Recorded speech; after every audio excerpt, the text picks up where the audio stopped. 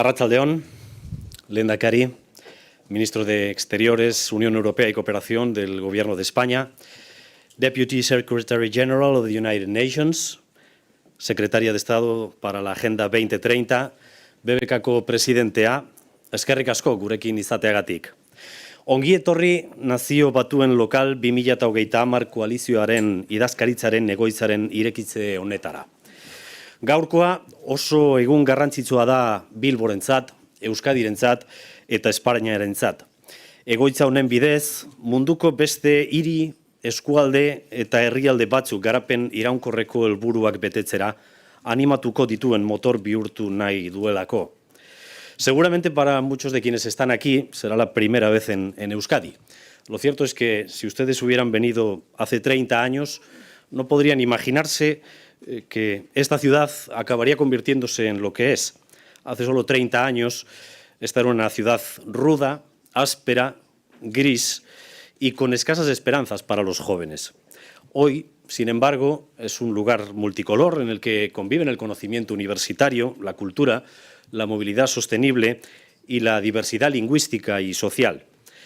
Y esta transformación es una obra colectiva, es fruto del trabajo entrelazado desde diversos ámbitos basado en la colaboración público-privada, en el que han intervenido el Gobierno de España, el Gobierno vasco, el Ayuntamiento de Bilbao. Todos ellos y otros han ayudado a traer hasta aquí el Bilbao de hoy, la Euskadi de hoy y la España presente que nos prepara a todos para un futuro mejor. Hala ere, aurrerago egin nahi dugu, beste aurrerapauso bat eman. 2030ko helburuak bete nahi ditugulako. Auzolanari ekinez, denok batera. Lehenik eta behin, hitza emango diogu Juan Maria Aburto alkateari. Alkate jauna, zurea da hitza.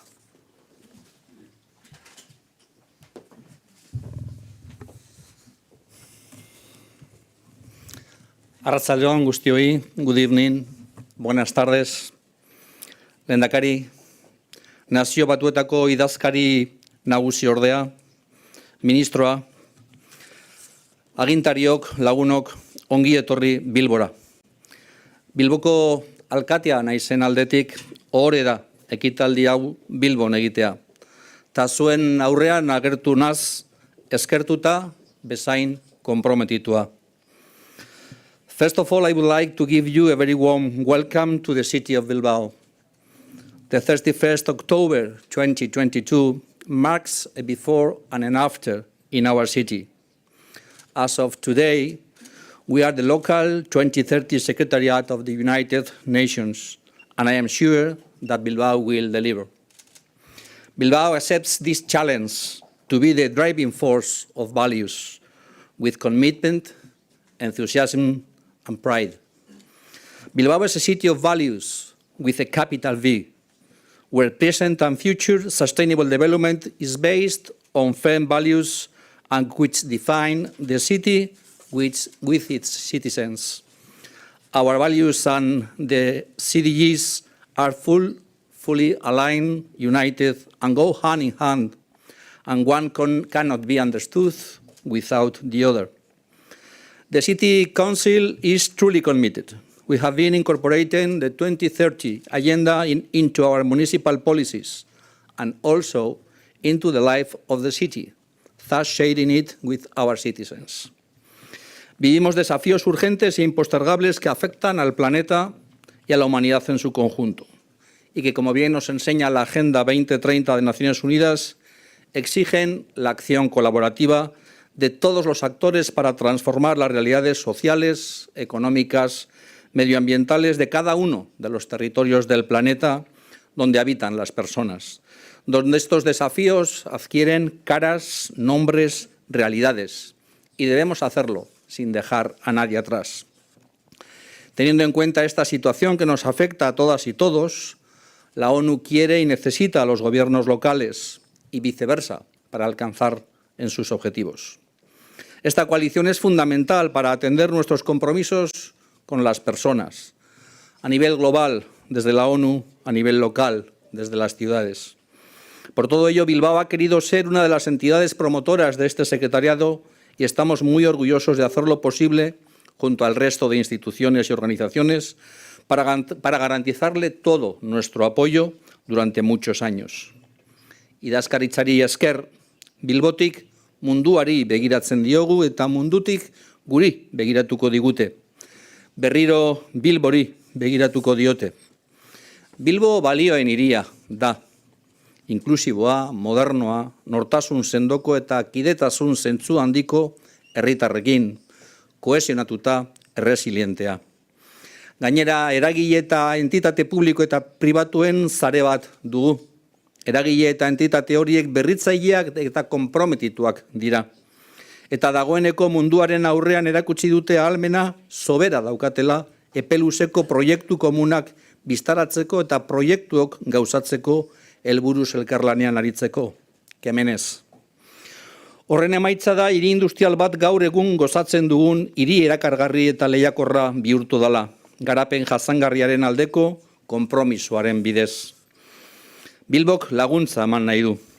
Nazio Batuen 30 agenda izan dadin gizarte guztiak eraldatzen dituen agenda. Desde Bilbao queremos contribuir a que la Agenda 2030 de las Naciones Unidas sea la agenda que transforma todas las sociedades e indudablemente nuestra sociedad y nuestro territorio también. Conscientes de nuestra responsabilidad y el compromiso por las personas y el planeta, Bilbao está inmersa en un proceso de transformación profunda para hacer de la Agenda 2030 y los Objetivos de Desarrollo Sostenible el centro de nuestra acción, tanto del Ayuntamiento como del conjunto de la ciudad. La localización de la Agenda 2030 nos exige un esfuerzo ambicioso y valiente de transformación.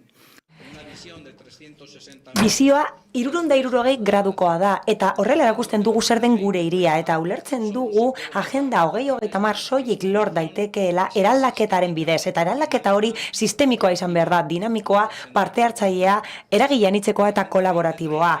Agenda eta garapen jasangarrirako helburuak egi bihurtuko dira baldin eta erantzuten badiete premia errealei, bereziki zaurgarrienen premiei. Hortaz, bere bizikoa da Bilboko herritarrek ezagutzea egoera, aktiboak izatea eta protagonistak izatea agenda honetan. Eraldaketa prozesu hau egingo du Bilbok eta nahita ez izan behar da 2030 agenda lokalizatzearen esfortzu globalaren parte, eta prest gaude beste hiri eta lurralde batzuekin partekatzeko, elkarrekin eraikitzeko bizikidetza ereduak eta garapen jasangarrirako ereduak. Bilbon harro gaude, egoitza garelako, komunitate globalaren esfortzuen egoitza garelako, agenda 2030 lokalizatzeko, tokiko bihurtzeko, eta egoitza honen eskura jarriko ditugu baliabideak, ezagutzak eta esperientziak. Inor atzean ez ustearen leloa egi bihurtzeko. Mila esker guztioi.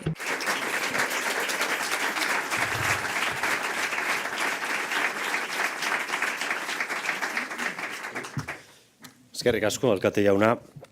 Decíamos que para alcanzar... Esan bezala, garapen jasangarrirako 2030 helburuak lortzeko lankidetzan oinarritu behar gara eta maila anitzeko lana egin behar dugu. Horri eskera zuzen ere aukera izan dugu egoitza hau irekitzeko. Lan honetan lan egin du Espainiako gobernuak eta horregatik 2030 agendarako idazkariak hartuko du hitza jarraian Lilith Berestrenk. Aurrera.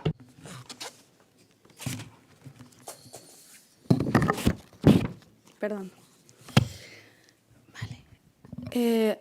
Arratsalde on denoi, good afternoon, buenas tardes a todos y a todas.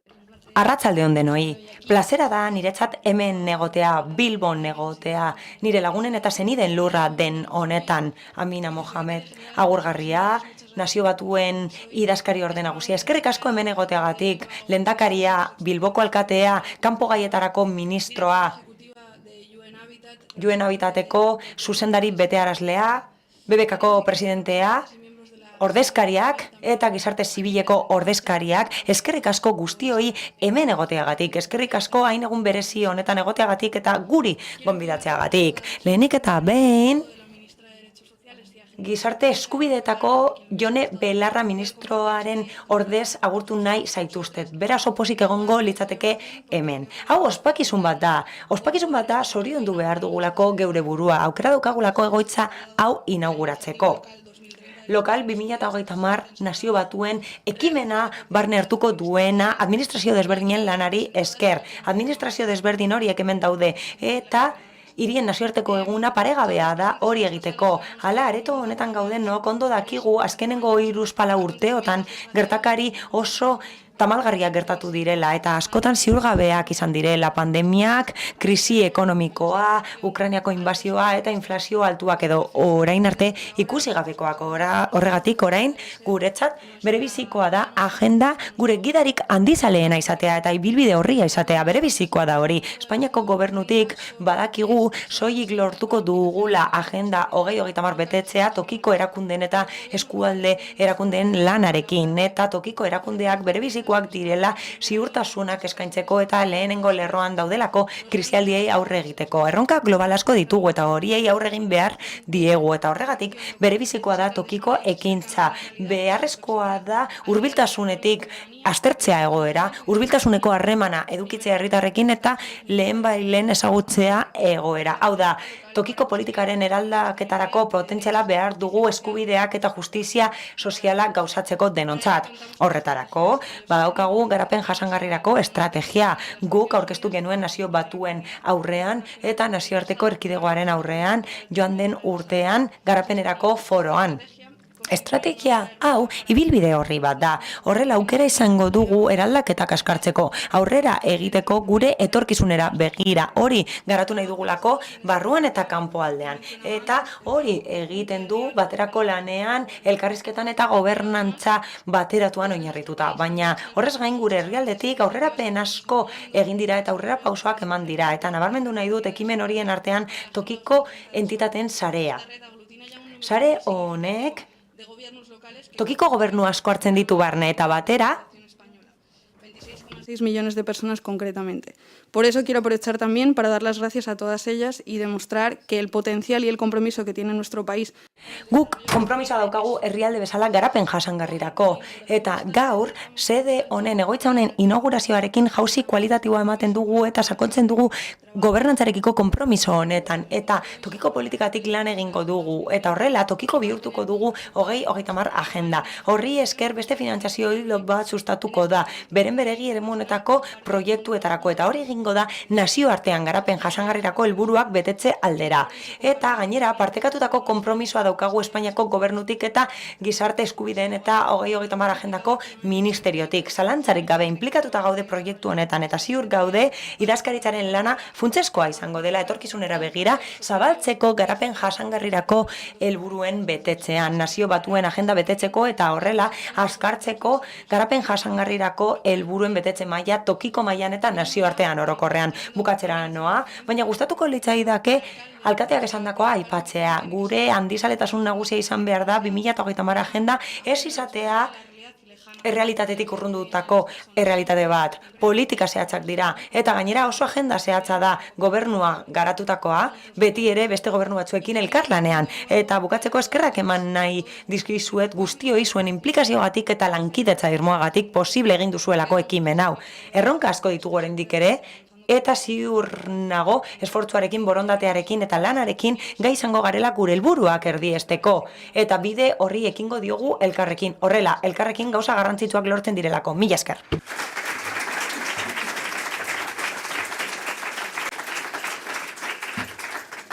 Muchas gracias, secretaria de Estado. Eskerrik asko, estatuko idazkaria. Orain, hitz egingo du Espainiako gobernuaren izenean, kanpo gaietarako, Europar Batasuneko eta lankidetzarako ministroa den Jose Manuel Álvarezek. Aurrera, nahi duzunean, ministro, jauna. Buenas tardes. Arratsaldeon. Arratsaldeon guztioi. Nazio Batuen idazkari orden nagusia Amina Mohamed, lehendakari jauna, Bilboko alkate jauna, Unabitateko zuzendari betearazlea, PNUDeko presidentea, BBKko presidentea, lagunok, arratsaldeon. Oso pozik nago gaur hemen egoteko aukera izan dudalako. Erakunde asko gaude hemen. Denok parte hartzen dugu egoitzaren irekiera ekitaldi honetan. 2030 koalizioaren idazkaritza inauguratu da hemen Espainian, Bilbon, eta bereziki pozik nago. Bilbon nago eta gainera Guggenheim Museoaren 25. urteurrena ospatzen da garai honetan. Museoa nahita ez bizitatu behar da, eta idazkari orde nagusiak gomendatzen dizut hori bizitatzea. Ikusi ez baduzu, arte garaikidearen erreferentea da Espainian eta munduan ere bai.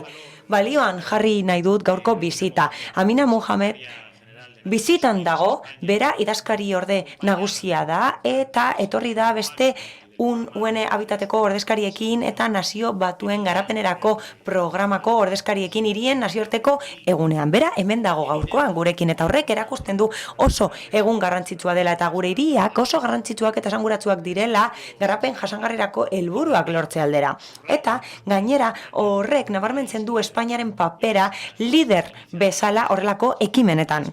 Eta horregatik hain zuzen ere horrelako eztabaida panelak adlokal bezalakoak oso garrantzitsuak dira. Jarraian ospatuko dira horiek, eta horrelako panelak elkarrizketa espazioak dira. Funtsezkoak direnak garapenean aurrera egiteko. Garapen hori inklusiboa izango da, eta herritar guztiok inplikatuta egongo gara.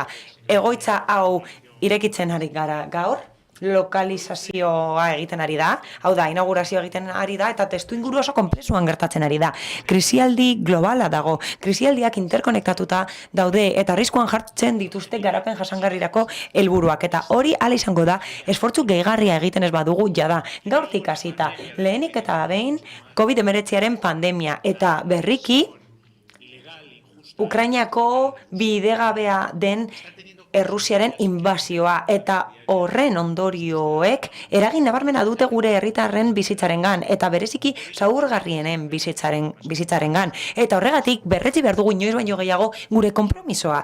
Konpromisoa daukagu sufritzen duten pertsonekin, eta horiekin konprometitu behar gara, eta horrela ziurtatu behar dugu berreskurapena egiten dela beti ere ezarritako helburuekin. Eta testuinguru honetan, Nazio Batuen idazkari nagusiak bultzatu gaitu, deialdi bat egin digu irmoki aurrera egiteko, garapen jasangarrirako helburuak bete ditzagun denok. Harmonia eta lankidetza administrazioen maila guztien artean bere bizikoa da aurrekoa lortzeko. Ez soilik egungo krisialdi egoeran, ez horize. Beti da garrantzitsua. Zergatik? Gobernuok oso paper garrantzitsua dugulako ongizatea bermatzeko gure herritar guztiei. Hala, Lokal 2030 koalizioaren konpromisoak beregi erakusten du erakunde guztien esfortzua, baita lankidetza ere Eusko Jaurlaritzarena eta Bilboko udalarena, baina erakunde guztiena Espainian eta gure gizartearena. Konpromisoa dugu denok agendarekin ongizatea lortzeko, eta ongizate hori komuna da. Konpromiso hori zalantzagabea da ekintza zehatzetan. ODS funtsaren bigarren emaileak gara, eta berriki, edo laster hobeto esan da, lokalizazio leiho bat sortuko da proiektuak egiteko tokiko erakundekin eta eskualde mailako entitateekin. Bere bizikoa da 2030 agenda bere ganatzea tokiko erakundeek eta eskualde erakundeak. Horrela, topaketa gune bat sortu da. Adostasunerako espazio bat sortu da, lankidetzarako espazio bat, eta horrek emaitza paregabeak eman ditu. Ziur nago, soilik denon lankidetzarekin izango garela gai 2030 agendaren helburuak betetzeko, eta hori bada garapen jasangarrirako helburua berez. 17. helburua da, eta bultzatzen gaitu aliantzak eratzera. Horrela gai izango garelako gure helburuak betetzeko. Horiek ezarri ditugu komunitate global bezala, planeta bezala, gizateria bezala. Espainia adibide ona da, eta erakusten du arrakastaren funtzionamendu arrakastatsua. Anistasuna daukagu gure herrialdean, hori erakutsi dugu, eta gainera balio erantzia daukagu. Koordinazio onak balio erantzia ematen du administrazioen artean ematen denean eremu guztietan. Eta zer nahi dugu, gure helburua da 2030 agendaren zerbitzura jartzea esperientzia hori guztia, eskarmentu hori guztia. Eta hori egingo dugu hilabete batzuk barru, presidentzia izango dugu Europar Batasunean, eta guk hori hartuko dugu 2023ko bigarren seilekoan. Eta kontseilu informaletako bat, bilera oso garrantzitsu bat, hemen ospatuko da, Bilbon hain zuzen ere. Horregatik, Espainiak asko lan egin du, hasieratik lan egin du, 2030 koalizio lokalarekin, tokiko koalizioarekin, eta gure helburua da behetik gora eraikitako agenda bat sortzea. Eskualdetatik eta tokiko mailatik eraikiko dugu, eta lankidetza estu horren ondorioz Sevillan 2019ko otsailean ospatu zen bilera bat maila altukoa izan zena. Agenda 2030 tokiko bihurtzeko, eta bertan Sevillaren konpromisoa berretsi zen. Adierazpen politikoa izan zen, eta nahita ez aipatu behar da nazioartean eremu honetan. Oinarritu gara irmotasunean, gure esperientzia irmoa da, eta maila altuko bilera bat egin zen COVID-19 garaian, eta bilera horretan egin genuen proposamena munduko funtsa sortzeko, tokiko bihurtzeko garapen jasangarrirako helburuak tokian esartzeko, eta aukera eskaini genuen ekimen honen bulego bat irekitzeko Espainian, eta maila altuko foro politikoan, uztailean, Bilboren hautagaitza aurkeztu genuen. Hautagaitza aurkeztu zen lokal 2020 idazkaritza hartzeko, eta postasun handiz eta arrotasunez baieztapena jaso genuen irailaren hasieran, eta ziur gaude Bilboko idazkaritza hau baliagarria izango dela. Gaur, eraikina ezagutu dugu, eta bere solairua ezagutu dugu zehazki, eta ondo dakigu beteko dituela bere helburuak, bere eginkizunak eta bere jarraibideak, koalizioarenak, alegia. Eta bukatu nahi dut, eskerrak emanez, posible egin duzuen guztioi helburuak lortzea. Erakutsi duzue zuen lanarekin, eta zuetako asko hemen zaudete, zuen lanarekin eta koordinazioarekin erakutsi duzue zein den borondate politikoa, eta zein den administrazio guztien erakunde borondatea. Borondatea da, idazkaritza eta garapen jasangarrirako helburuak tokiko bihurtzea lehentasunak izatea. Ez soilik Espainian, baizik eta nazioarteko agendarenak lehentasunak izango dira, eta hori da garrantzitsuena. Gaurko munduan berreskurapena bere bizikoa da garapen jasangarrirako helburuekin bat etorriz. Inoiz baino beharrezkoagoa da, baina ziur gaude horretarako beharrezkoak diren politikak ez direla bere kabuz eraikitzeko. Beharrezkoa da adostasuna eta denon solidaritatea inoratzean ez usteko. Mila esker guztioi.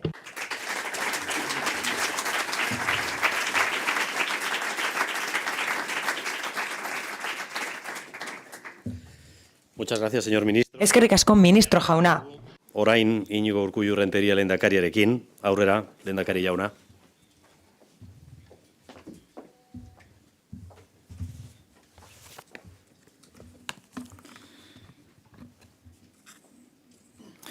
Vicesecretaria General de Naciones Unidas. Nazio Batuen idazkari orde nagusia Amina Mohamed.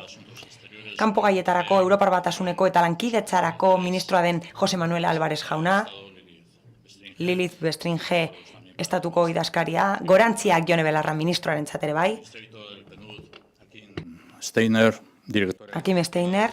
ONU Habitateko zuzendari betearazlea Maimuna Mohsarif. Representante del PNUD. PNUDeko ordezkaria. Eusko Legebiltzarburu Andrea, BBKaren presidente jauna, herri agintari eta herri ordezkariok, jaun Andreok, arratsalde on eta ongi etorri. Good afternoon and be welcome to Euskadi Basque Country. Euskadin euskal erakundeen eta gizarte eragileen artean 2030 agendaren gobernantza partekatua bideratzeko foro bat dugu.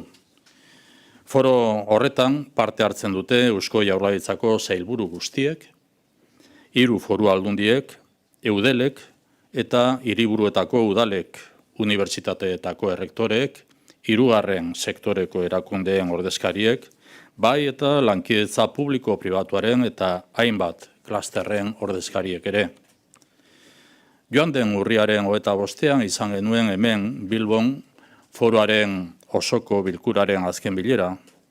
Bilkura horretan, lokal 2030 koalizioaren idazkaritzaren egoitza, Euskadin irekitzeak duen esanaiari eta garrantziari buruzko adierazpen bat onartu eta aurkeztu genuen.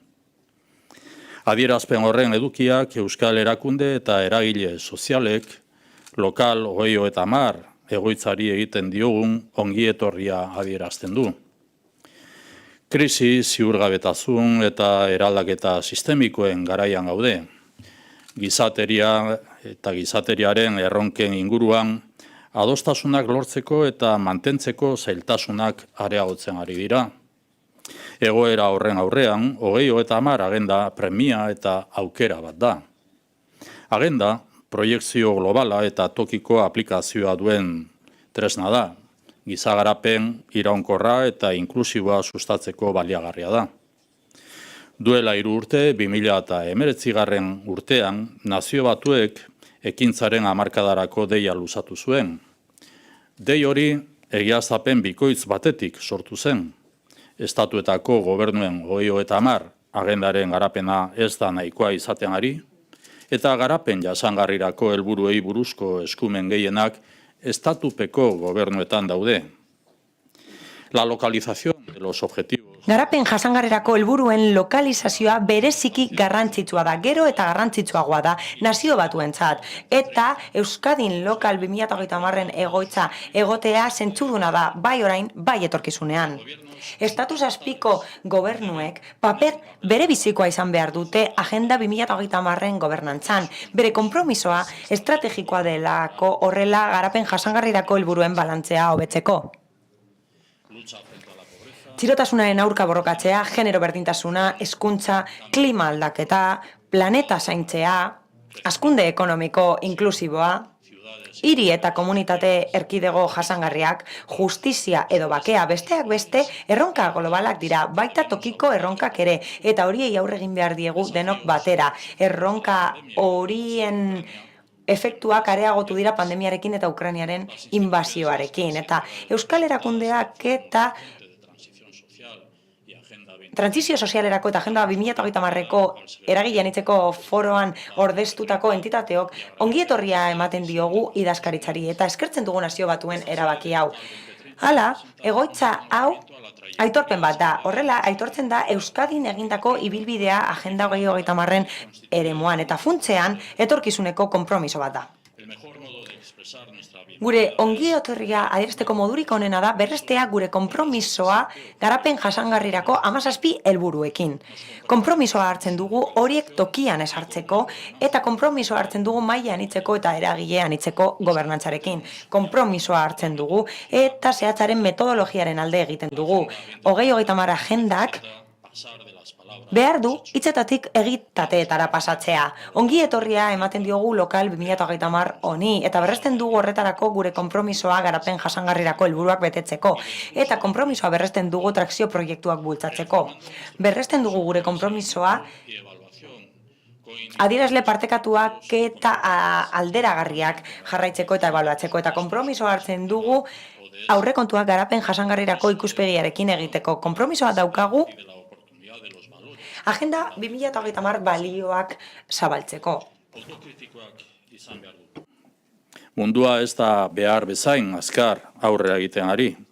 Pandemiak eta Ukrainaren inbazioak arazoak larriagotu dituzte eta konponbideen premia areagotu dute gizagarapen iraunkorrari dagokionez.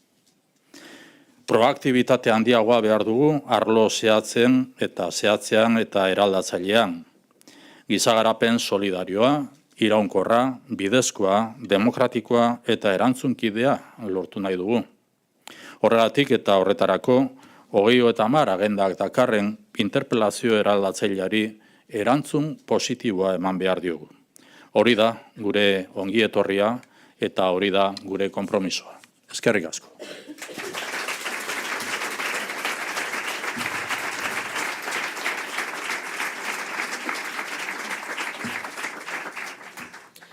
Eskerrik asko, lehendakari. And now, let me introduce you to Mrs. Amina Mohamed, Deputy Secretary. Orain, aurkeztuko dizuet Amina Mohamed anderea. Bera da, Nazio Batuen idazkari orde nagusia.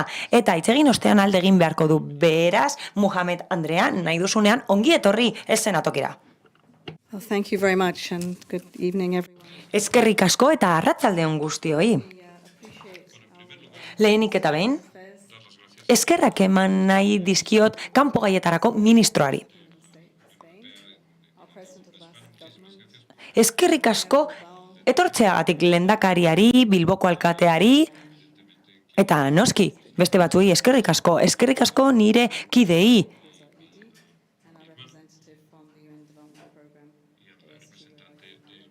Nire aizpari eskerrik asko eta programako kidei eskerrik asko, agintariak, jaun-andreok, ez dakit zenbat gazte dauden hemen, baina hala bada, arratzaldeon guztioi, plazera da niretzat hemen egotea, entzun dut esandako guztia, gaur esandako guztia, inaugurazioan zehar, esandako guztia entzun dut. Lokal hau inauguratu dugu, hau da idazkaritzaren lokala, eta 2015ean ezin genuen pentsatu, horrelako zerbait egingo genuela, eta horregatik eskertzen diot egindakoa Espainiako gobernuari, eta noski eskerrik asko Eusko Jaurlaritzari Bilbora gonbidatu izanagatik. Gure helburua da agenda handizalea betetzea, ez soilik Espainiarentzat, mundu osoarentzat, baizik, hemen tokitik globalera goaz, eta horregatik eskerrik asko aukera emateagatik, bereziki hirien nazioarteko egun honetan, eskerrik asko.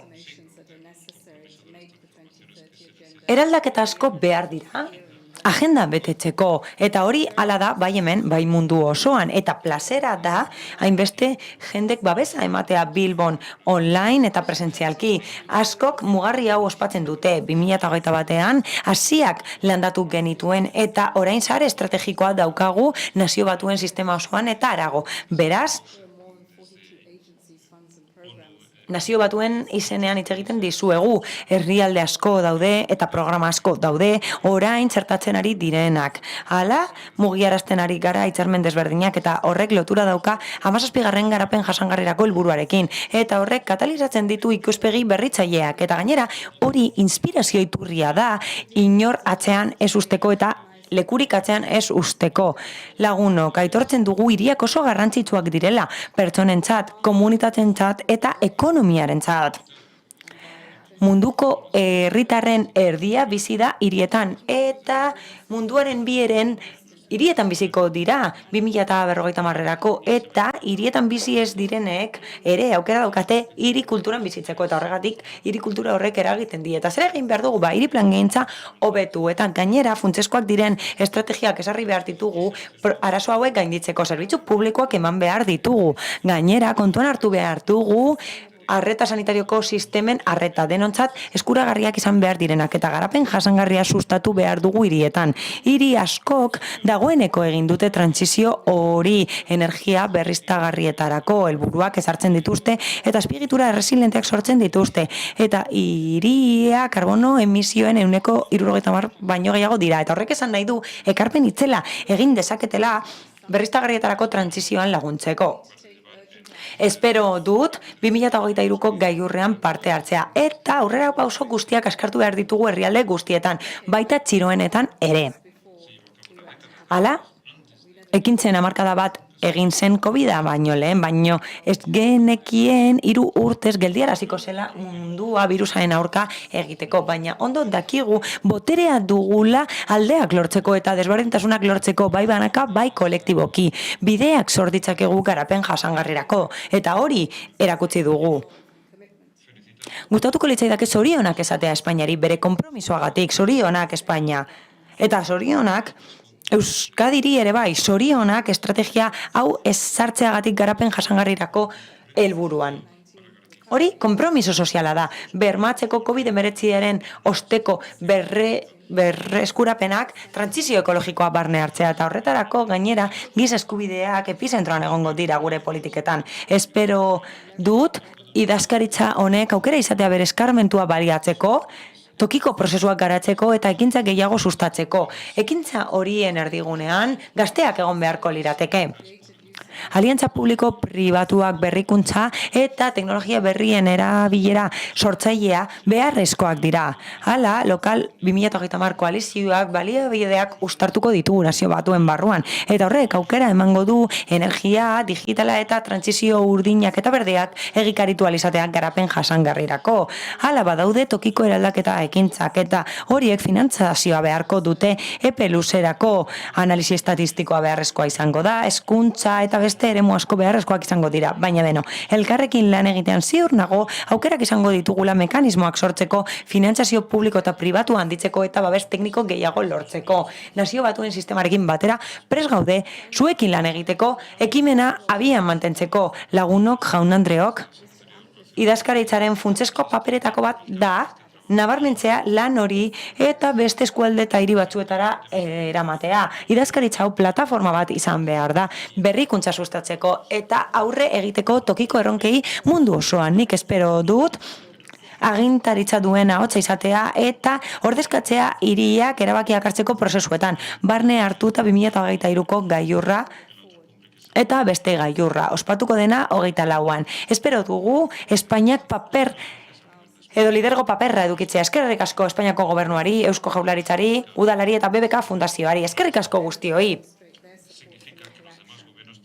Gainerako gobernuek orain erakutsi behar dute babesa ematen diotela tokiko ekintzari bere ekarpenak eginez gizartearen bidez. Koalizioaren bidez egin dezakete hori, eta horretarako finantzazio funtsak abian jar ditzakete, baina zoriondu nahi ditut hiri guztiak saiatzen ari direlako garapen jasangarrirako helburuak lortzen. Espero dut lankidetza espiritu hau erreplikatzea. Espero dut idazkaritza eta langileak eta bazkideak lagungarriak izatea munduko hiri guztientzat tokiko mailan eta maila globalean jarduteko. Bere bizikoa delako gaur egun. Hiriek ekintzak abiaraziko dituzte mundu jasangarria eratzeko eta horiek oihartzuna izango dute mundu mailan eta eraldaketa politiken bidez aitzindariak diren hiriek gaitasuna izango dute katalizatzeko aldaketa eta horrela gai izango dira mundu osoko bizitzak hobetzeko etorkizun hurbilean. Kontuan hartuko ditugu zuen ideiak, zuen energia eta zuen indar sortzailea. Hori guztia hartuko dugu kontuan 2030 agenda hau egi bihurtzeko ekintzaren hamarkada bereziki garrantzitsu honetan. Azkenik UN Habitati eskerrik asko eta PNUD-ri eskerrik asko koalizioa sortzeagatik eta orain Espainiatik alde egiten dudanean, ziur egon zaitezkete, espiritu berriarekin alde egingo dudala, lokal 2030ren espirituarekin alde egingo dut. Hori ziur esan dezaket. Mila esker.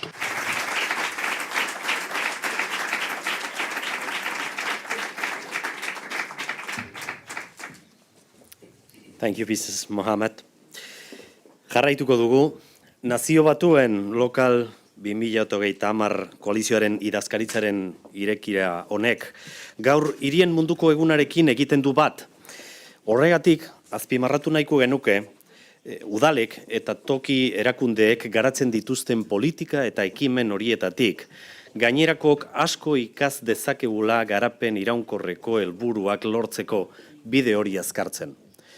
Y este acto de hoy puede ser Gaurko ekitaldia izan daiteke esperientzia truke bat eta batez ere ezberdinen arteko elkarrizketa bat horregatik jarraian panel bat izango dugu eta panel horretan eremu desberdinetako pertsonek hitz egingo dute bere esperientzien inguruan. Horrela, gure hiriak seguruagoak izatea lortuko dute. Gure hiriak inklusiboagoak eta jasangarriagoak izango dira. Panela Zipran Aranxuri doktoreak moderatuko du. UN Habitateko kidea da, eta panel honetan hitz egingo dute Clara Arpa andereak, Arpa Equipos Móviles de Kampainako CEO denak, eta UN Global Compacteko presidenteak, hitz egingo du Eiden Enunciaga zuzendariak, BBK Kunako zuzendariak, hitz egingo du Filomena Rullerok, Garapen jasangarrirako kontseiluaren presidente ordea denak, eta Ragnar Elin Arnadotir. Elgako garapen zentroko zuzendaria denak. Eskerrik asko guztioi. Eskerrik asko guztioi eta nahi duzuenean. Does this work? Everything's okay? Great, thank you very much. And it's a real pleasure, real honor. Eskerrik asko guztioi. Plazera da eta orea da hemen egotea. Hitzaldi oso interesgarriak egon dira inaugurazio atalean. Alkate jauna, eskerrik asko, lehendakari jaunari, ministro jaunari eta noski beste guztioi. Zuzendari betearazleari eta ordezkari guztiei. PNUDko ordezkariei guztioi, eskerrik asko orea delako gaur hemen egotea eta elkarrizketa hau eduki alizatea zuekin guztiokin. Hitz egin duzu ekintza desberdinen inguruan. 2030ko ekintza desberdinak aipatu dituzue. Hori abiarazi zen garapen jasangarrirako helburuak lortzeko, baina orduan abiarazi zenean ez geunden bide honean eta noski ez geunden oraindik bide honean pandemiak 3 urte iraun zituelako eta presioak oso altuak zirelako mundu osoan. 2021ean idazkari nagusiak txosten bat argitaratu zuen eta txosten horretan aitortzen zuen tokiko agintaritzak eta erakundeak bere bizikoak direla garapen jasangarria indartzeko. Eta hori nola ez printzipio garrantzitsua da oinarria delako lokalizazioaren eremuan. Asko hitz egin da Espainiaren inguruan, Eta gainera badakigu Espainiako adibidea edo esperientzia oso ona dela eta Espainiaren konpromisoa inspiratzailea dela. Ez soilik garapen jasangarrirako helburuei aurre egiteko. Ez horixe, garrantzitsua da erakunde ikuspegitik, egiturazko ikuspegitik, mekanismoak esartzen direlako eta estrategiak koordinatzen direlako sektore desberdinetatik. Konpromiso desberdinak ditugu maila desberdinak lortzeko. Eta hori guretzat bere bizikoa da, adibide bat da, eta askok aipatu dute gaur, eta guretzat erreferentzia bat da mundu osoarentzat. Argi dago hemen gaudela, Euskadin gaudela, eta Bilbon gaudela zehazki. Bilbo adibide bat da, eta erakusten du hori egin daitekela, hau da, zerbait egin daitekela ekonomia eta gizartea eraldatzeko eta espazio publikoak eraldatzeko. Etxe bizitza aldatu da eta hiri espazioak aldatu dira Bilbon, eta Euskadik txertatu ditu garapen jasangarrirako helburuak bere zeharkako estrategietan sektore desberdinen artean. Eta aztertzen ari gara estrategia eta neurri desberdinak. Eta hauxe esan nahi dugu lokalizazioaren alde. Garapen jasangarrirako helburuak lokalizatzeko. Politikak eta ekintzak behar dira, eta horiek eraldatzaileak izan behar dira. Garapen jasangarrirako helburuak errealitate izan daitezen tokiko mailan. Beti ere kontuan hartuta tokiko printzipioak, baina erantzunez beti ere tokiko premiei eta egoerei. Hori da, benetan, lagungarri izango dena lokalizaziora heltzeko eta garapen jasangarrirako helburuak tokiko bihurtzeko. Orain, eztabaida izango dugu denon artean. Hori guztiak daude inplikatuta eztabaida honetan, eta esan den bezala, hitz egingo dugu. Panela oso potentea da, 4 emakume ditugu panelean, eta noski plazera da niretzat, moderatzailea izatea, elkarrizketa moderatzea plazera da. Eta hori egiten dut noski, ONU habitaten izenean. Hasiko gara zurekin, Clara. Finantzen galdera beti da saiena, beraz, hasiko gara finantzen galderarekin. Amaieran egin beharrean hasiko gara finantzen inguruko eztabaidarekin. Zu, CEO-a zara ARPA Equipos Móviles de Campaña enpresa taldean, eta gainera UN Global Compacteko kidea zara, presidentea Espainian, eta ziur nago hausnartuko zenutela asko honen inguruan, hausnartuko zenuten nola sektore pribatuak berrikuntza eskain dezakeen helburu globalak lortzeko. Beraz, mesedez, hausnartu alduzu honen inguruan? Eskerrik asko, gonbidatzeagatik. Eta sorionak Bilbori, benetan, sorionak. Oso garrantzitsua da idazkaritzaren egoitza hemen egotea, galdera zaila da.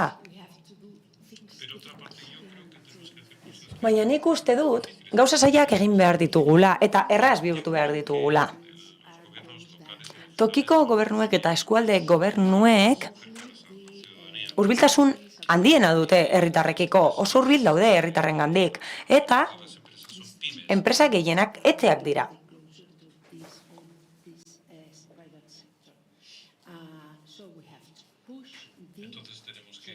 Beraz, bultzatu behar dugu, aldaketa sustatu behar dugu.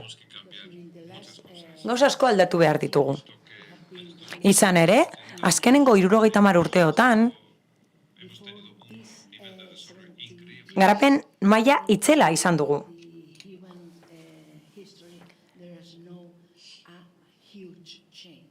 Gizadiaren historian, hauze izan da aldaketarik handiena.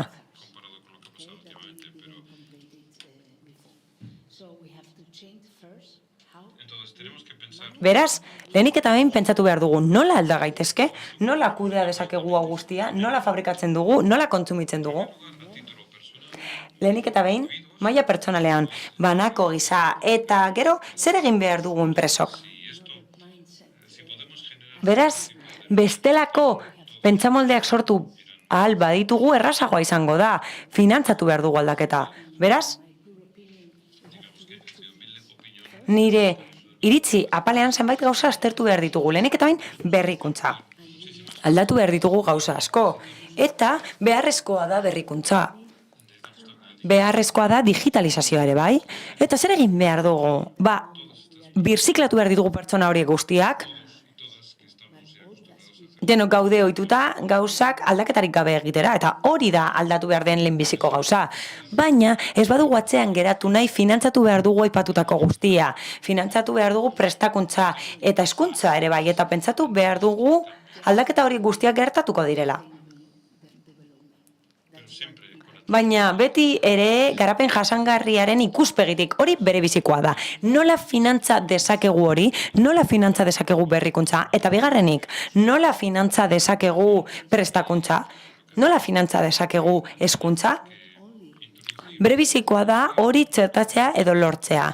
Ez soilik gizarte gaiei dagokienez, ez hori ze. Hori bere bizikoa da STEM karreretan. Esnatu behar dugu STEM bokazioa emakumeen eta nesken artean. Horrela, behintzat, lortuko dugu emakumeak izatea talentuko pertsonen parte. Hori oso garrantzitsua da, finantziazioa birziklapenerako edo prestakuntzarako eta digitalizaziorako, bi gauzak dira oso garrantzitsuak. Pentsatzen dugu soilik behar dugula finantziazioa azpiegituretarako, baina gero batzuetan ahazten dugu finantziazioa behar dugula eraikuntzarako, erakundeak eraikitzeko edo gizartea eraikitzeko. Eta askotan, gehiago pentsatu behar dugu emakumeengan eta neskengan. Zu fundazio filantropiko pribatu batetik zatoz, eta eskerrik asko bebekari benetan hemen egoteagatik, eta eskerrik asko bere babesa ematearren ikuspegi honi. Hauze da, gizartearen ikuspegia garapen jasangarrirako helburuak lokalizatzeari dagokionez. Fundazioa hau aztertzen ari alda lokalizazio agendak sustatzeko edo ez? Badaude beste palanka batzuk? Eskerrik asko guztioi. Hori da, hain zuzen ere, saiatzen ari garena egiten BBK Fundazioan. Eta adibide bat eman nahi dut. BBK Kunaren adibidea daukagu. Garapen jasangarrirako helburuen etxea da Bilbon, eta hori partekatu nahi dut, horrek erakusten duelako nola jardun daiteken tokiko mailan eragin globala lortzeko. Guk lan egiten dugu enpresa pribatuekin eta administrazio publikoarekin, lan egiten dugu ikerketa zentroekin ere bai, unibertsitateekin, eta lan egiten dugu herritarrekin orokorrean, eta danak biltzen ditugu konponbideak bilatzeko erronkei aurre egin alizateko, baina lehenik eta behin lokalizatzen ditugu erronkak, hau da tokian, aztertzen ditugu batez ere BBKaren azterketa sailari esker, hori egiten dugu adituen talde batekin batera, eta horrez gain, herritarren ahotsak batzen ditugu eta uztartzen ditugu. Behin lokalizatuta erronkak, hau da tokian aztertuta, gure realitatea islatzeko saiatzen gara beste zerbait egiten. Konponbide inklusiboak bilatzen saiatzen gara. Adibidez, hileko txirotasuna sare gara edo klima aldaketaz. Batzuetan klima aldaketak eragiten dio Euskadiri eta hori aztertzen dugu. Gai horiek eguneroko bizitzan eragiten digutelako. Gustatuko litzaidake zuekin partekatzea adibide bat. Ekimen horietako baten adibidea eman nahiko nuke. Guk proiektuak egiten ditugu ekintzaren eta ikerketaren eremuetan. Ikaskuntza erkidegoak sortzen ditugu eta sareak egiten ditugu, baina banako ekin lan egiten dugu ere bai. Ekitaldia amaitu ostean, solairu nagusira joango gara eta horma irudi bat dago. Horma irudiak erakusten du herritarren ahotsa. Hori da irudikatzen duena horma irudi horrek. Eta ahots asko aurkituko dituzue Said, Samina, Waldo, Juanjo. Horien guztien ahotsak islatzen dira, adibideak dira, ikasleak dira horiek, eta horien guztien ahotsak islatu ditugu. Orain dela astebete egon ziren BBK Kunan, eta pertsona horiekin aukera izan genuen lan egiteko garapen jasangarrirako helburuak txertatze aldera bere zentroan. Eta oso zentro berezia da, zentro horrek lan egiten du inor gabe dauden adingabeekin, pertsona horiek heltzen dira estatura eta guk txertatu behar ditugu ahots horiek. Inor gabe daudelako hemen. BBKaren lan hau eta erakundeen lana da denoi ahotsa ematea, enpresa handietatik herritarretara. Hau da, enpresek aldaketak egin ditzakete ereduak aldatuz, gobernantza ereduak aldatuz, eta ahotsa eman behar diegu beste pertsona batzuei, izena bizenak dituztenei. Lagundu behar diegu horiei bere ikuspegia aldatzen, eta horrela, 2030 agenda lortzen lagunduko diegu. Hau da, abstraktutik pasako gara banako mailara. Pertsona horiek benetako arazoak dituzte eta izena bizenak dituzte. Harrigarria da. Harrigarria da, aukera izatea gai askoren inguruan hitz egin ahal izatea. Hileko txirotasuna, klima aldaketaren eragina eta barluze bat. Oso gai interesgarriak dira, baina suposatzen dut erronka itzela dela. Erronka itzela izango da, ziurazki pertsona horiek guztiak batzea, gazteak, herritarrak, eragileak, enpresa pribatuak, gobernua bera. Zaila izango da. Zaila izango da hizkera berbera hitz egitea eta elkarrekin komunikatzea modu antzeko batean. Agian Filomenak zerbait esan dezake horren inguruan.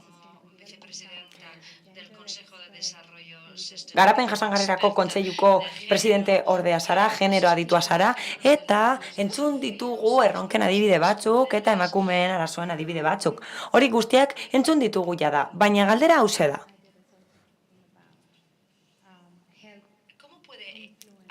Nola lagun dezake eragile guztien parte hartzeak politika publikoen eraikuntzan? Nola ikusten duzu zuk hori? Eskerrik asko gonbidatzeagatik, hori lehenik eta behin. Pluralean hitz egiten dut, gu garelako, zenbait pertsona gaudelako. Nik ez dakit gaztelaniaz hitz egin dezakedan. No, but for me, Niretzat errazagoa da. Ingelesez egin dezaket, baina gaztelaniaz egitea nahiago dut. Eskerrik asko aukera ematearren. Lehenik eta behin, zorionak Eusko Jaurlaritzari, Espainiako gobernuari, eta Nazio Batuen ordezkariari, eta erakunde publiko eta pribatuei, eskerrik asko eta arratsalde on guztioi. Lehenik eta behin, esan dut gu garela pluralean. Talde bat ordezten dudalako, gizarte zibila ordezten dudalako garapen jasangarrirako kontseiluan, eta niretzat plazera da gaur hemen egotea.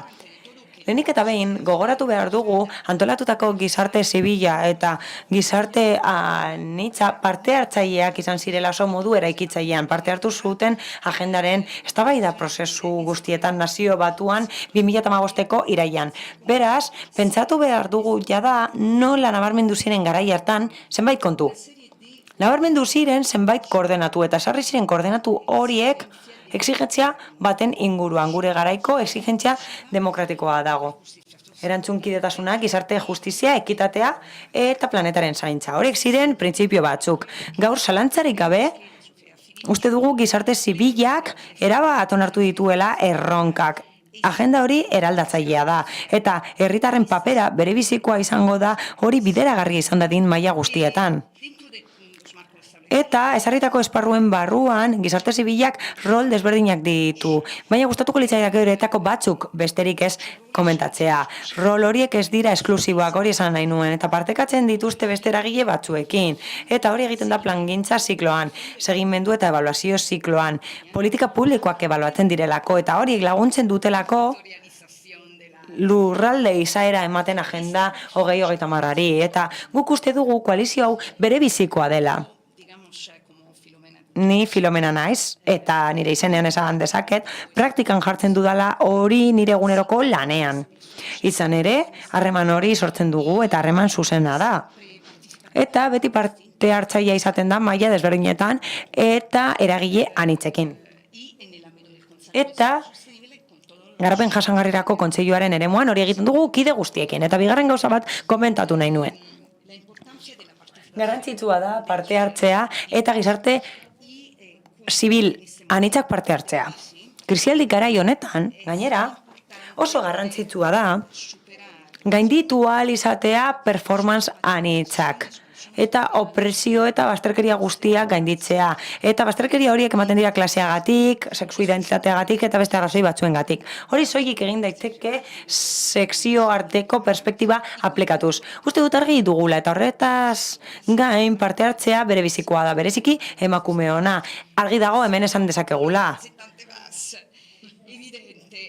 Ni naizelako ordezkaririk gorena zentzu horretan eta askotan opresio asko jasaten ditugu, horregatik dain garrantzitsua gu hemen egotea, emakumeok hemen egotea. Ez gara minoria bat, horregatik hain zuzen ere oso garrantzitsua da hemen egotea eta gu koordinatzea. Eta bereziki garrantzitsua da batera lan egitea gizartearen beste partearekin, hau da, gizonekin. Eta ez soilik ordezkaritza binarioa duen gizarte honetan. Eta bigarren maila, eta bukatzera noa, lokalizazioaren zentralitatearen garrantzia da. Denok esan dugu, berebizikoa da 2030 agenda tokian esartzea. Eta oso garrantzitsua da erdigunean jartzea tokiko izaera hori. Berebizikoa da bizitza duina erdigunean egotea une oro. Muchas gracias. Absolutely. Life and decent life, dignity. Noski, bizitza eta bizitza duintasuna, bai, noski, bere bizikoak dira bi elementu horiek. Hori, oinarriaren parte da. Garapen jasangarrirako helburuen funtsezko partea da. Ragnier, OCDeko Elgako Garapen Zentroko zuzendaria zara, apur bat aldenduko gara. Eta pentsatuko dugu zein den alde anitzeko antolakuntza baten papera. Elga bezalako antolakuntza batena. Aipatu da gobernua, aipatu da gizarte zibila, baina zer nolako babesa eman dezake Elgak, edo zer nolako babesa ematen du Elgak. Bermatzeko tokiko eragileek, hiriek eta komunitateek benetan boterea dutela? Non zentratu beharko ginateke? Harretan non jarri behar dugu? Kontu desberdinak daude, eta nik uste dut panel honen osaera eta hitz egindako eragileek erakusten dutela hori hain zuzen ere. Ataz hau itzela da, eta hori erakutsi dugu gaur. Ezin dugu bakarrik lortu, denok egin behar dugu zerbait, denok partekatu behar ditugu, baliabideak eta lankidetzan aritu behar gara. Lehenik eta behin, eskerrak eman nahi dizkizuet. Eskerrik asko orea delako gonbidatu izana. Taldea hau ohorezkoa da. Batez ere Zipra hemen dagoela kontuan hartuta ohorea da. Espero dut ondo hauskatu izana zure izena. Lehen esan didate, zu zarela Elgako Garapen Zentroko lagun handia, adizkidea zarela esan didate lehen. Gaiari ekiteko, hau da, azaltzeko nola lagun diezaiek egun entitatei, tokiko entitatei, gustatuko litzaidake honela hastea. Nola lagun diezaiek egu tokiko entitatei esfortzuak egiten dituztenean? Lehentasunezko 3 ekintza nabarmenduko ditut labur-labur. Eta horren ostean, deskribatuko dut, zuk dagoeneko ezagutzen duzun proiektu bat. Nolabaiteko proba bat da. Lankidetza proba bat, esan genezake. Lehenik eta behin lehentasunak. Ahotsa eman behar diegu tokiko komunitatei eta batez ere tokiko eragilei garapen bidean dauden herrialdeetan. Bigarrenik, indartu behartu duten gaitasuna, zerbitzuak eskaintzeko bere herritarrei. Herritarrei laguntzeko, haiena artean laguntzeko. Finantzak aipatu ditugu eta 3. lehentasuna hauze da. Batera lan egitea, bermatzeko eta hobetzeko finantzazio gaitasuna. Politika horiek finantzatzeko gaitasuna hain zuzen ere. Lehen esan dudan bezala. Eta gustatuko litzaidake aipatzea zergatik 3 lehentasun horiek hain garrantzitsuak diren. Eta gainera, labur-labur gustatuko litzaidake ekimen bat aztertzea. G20-ren ekimen bat da eta horren inguruan hitz egitea gustatuko litzaidake. Horrekin lan egin dugu, UN Habitatekin lan egin dugu, eta lotuta dago ekimena hiriekin. Batez ere, hirien multzo handia garrantzitsua da, eta horiek dira bitarteko hiriak edo ertainak diren hiriak. Garapen Zentroko ekimen bat da eta UN Habitatekoa, eta badaude bazkide batzuk hemen daudenak ere bai. Baina itzuliko naiz lehentasun horietara. Funtsezkoak diren lehentasunak 3 dira. Eta horiek sortu dira analisi bat egin ostean. Guk analisi bat egin dugu berriki eta horregatik esarri ditugu 3 lehentasun horiek.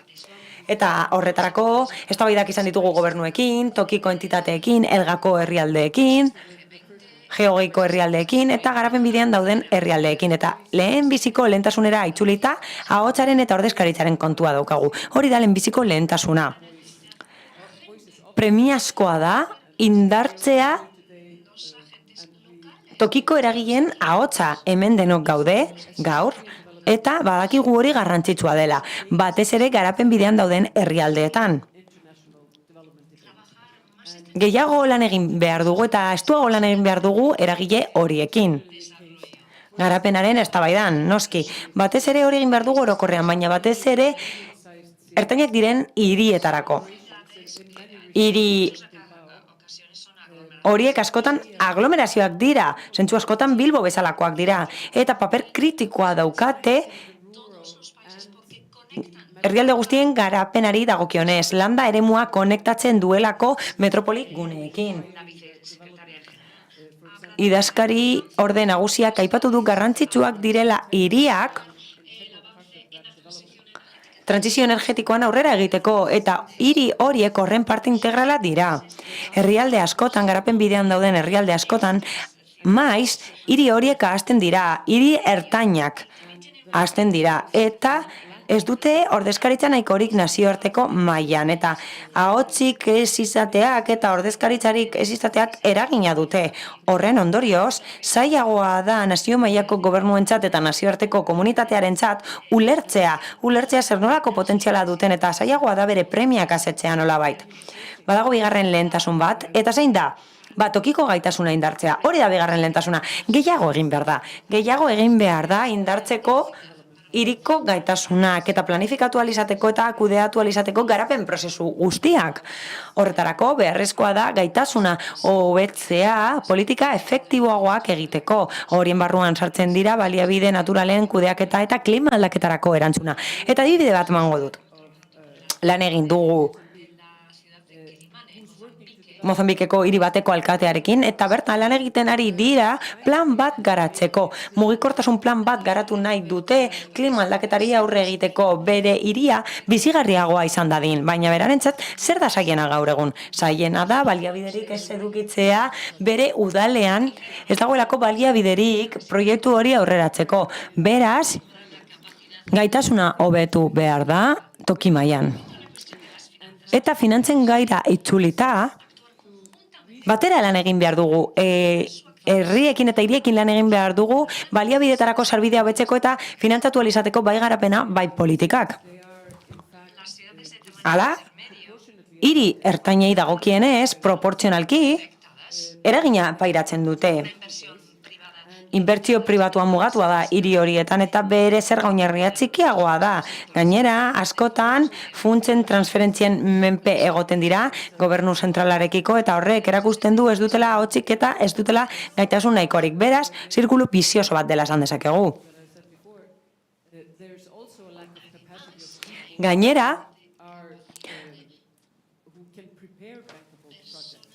ez dago pertsona nahikorik proiektuak prestatzeko, finantza daitezkeen proiektuak prestatzeko. Gainera, pertsona horiek jakin behar dute nola mugitu mundu honetan. Munduan mugitu behar dira finantzak lortzeko, baina zer egiten du elgak laguntzeko? Zer egiten du zehazki? 2018tik, esan dudan bezala, elgako garapen zentroak eta UN Habitatek sortu dute aliantza estrategiko bat ikertzeko zein den hiri hauen papera. Ertainak dira hiriak eta aztertu da horien papera garapenerako. Aliantza hau faktore garrantzitsua izan da kontzientziatzeko eta G20 kontzientziatzeko hain zuzen ere adibidez. Eta berebizikoa da horiek arreta jartzea egoera honetan. Eta garapen jasangarrirako helburuak tokiko bihurtzea. Arreta jarri dugu G20an hori egiteko eta izan ere 2021an G20ko liderrek aitortu zuten eta onartu zuten hiri ertainek badutela potentziala itzela garapen jasangarrirako. Halaber, aitortu zuten hiri hauek maiz mugak dituztela. Muganitzak dituzte, ahotsa falta zaie, gaitasunik ez dute finantza baliabiderik, batez ere ez dute horrelakorik garapen bidean dauden herrialdetan. Beraz, gu asko posten gara. Oso pozik gaude G20ko liderrek erabaki zutelako estuago lan egitea hiri ertainekin. Eta gainera, erabaki zuten plataforma bat eratzea. Plik ekimena deitzen da.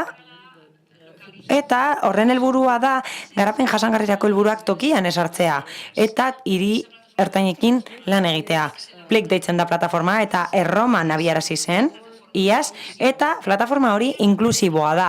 Eta elkarrizketa politikoa sustatzen du ezagutzak handitzeko eta garatu ahal izateko horrela hitzarmenak. Tokiko ekintzak eta nazioartekoak babesteko, lokalizatu ahal izateko garapena. Hau da, buelta eman diogu zirkuluari helburu bakar batekin. Eta azken helburua zein da? Azken helburua da etorkizun oparoagoa sortzea hiri horietako biztanlentzat eta beste pertsona batzuentzat. Nire ustez, Eta guretzat, garapen zentroan, elgako garapen zentroan, plataforma tresna funtsezkoa da garapen jasangarrirako helburuak tokian esartzeko. Eta koalizioaren helburu berbera partekatzen du. Bukatzeko. Espero dugu eta ikusten ditugu modu asko daudela lan egiteko elkarrekin. Eta ikusiko dugu etorkizunean nola egin dezakegun hori. Ikusteko horrek nola duen garapena. Eta espero dugu potenteagoa izatea lankidetzari esker. Touching upon Eskerrik asko. Aipatu duzue nolakoa den plataforma eta aipatu duzu azkenik beste lan batzuk daudela eta lotuta daudela garapen jasangarrirako helburuekin eta lotuago egon daitezkeela 2030 agendarekin. Eta bai, harremana sinergikoa izan daiteke eta hau galdera bat da besteontzat. coalition support your work. And 2030 koalizio honek nola lagun diezaieke zuen lan ekintzei zentzurik zabalenean? Enpresa pribatuen talde bat egon daiteke, baina horrez gain, sektore pribatua barne har daiteke oroar. Nola konekta dezakegu 2030 lokala, edo lokal 2030, nola konekta dezakegu babes neurriekin? Nik uste dut, sustatu behar dugula gardentasuna eta kontu ematea ere bai tokiko mailan.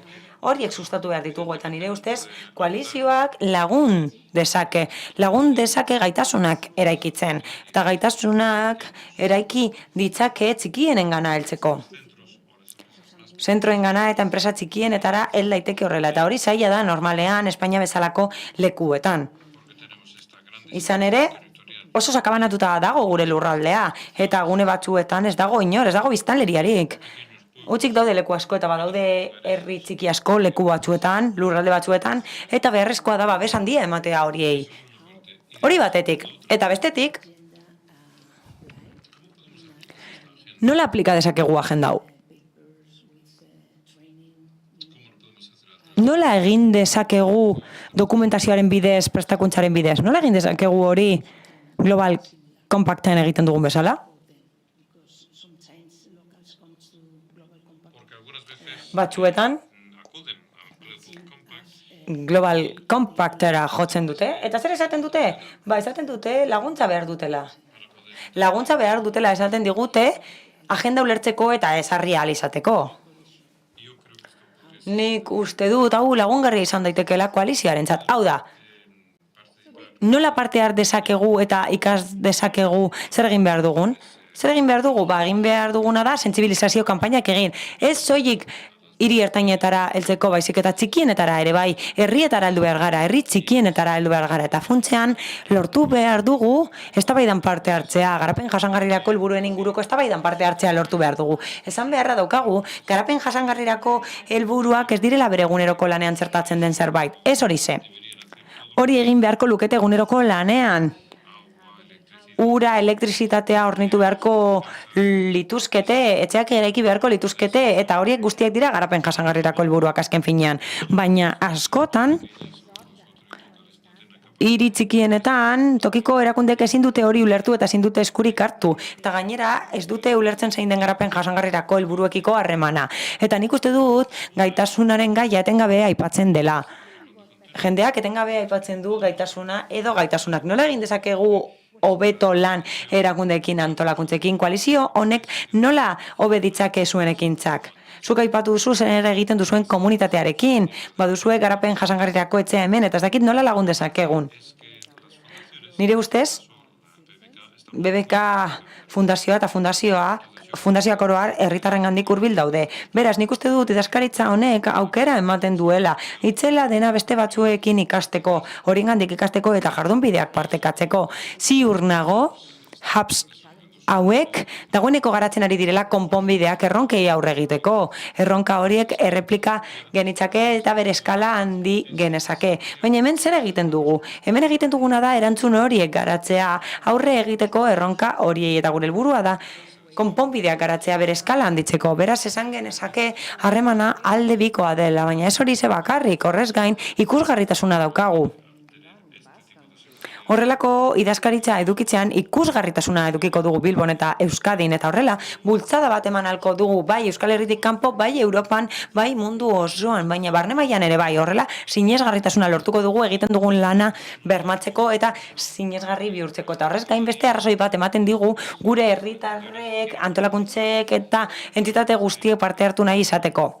Batzuek horretan lan egiten dute eta horiek guztiek aitorpena dutela ikusiko dute egiten dutena aintzatesten dela, baina parte hartzen ez dutenek ere bai aukera izango dute ekimen hau baliatzeko eta gauzak egiten hasteko, bai. Egoera honetan denok irabazten dugu, win-win egoera bat da. Ideia horretan aipatzen da ekimen globalak txertatu behar direla tokiko mailan. Tokiko realitateetan txertatuko ditugu ekimen globalak. Eta gainera ezagutuko ditugu bestelako ekimen batzuk eta partekatuko ditugu. Gogorarazi behar da koalizioak beste 15 eragile, bulego, programo eta batzorde dituela. Nazio Batuenak eta horiek guztiek laguntzen dutela, hori gogoratu behar da. Eta hemen abagune bat daukagu eta baliatu alditugu esperientzia hauek eta txertatu alditugu.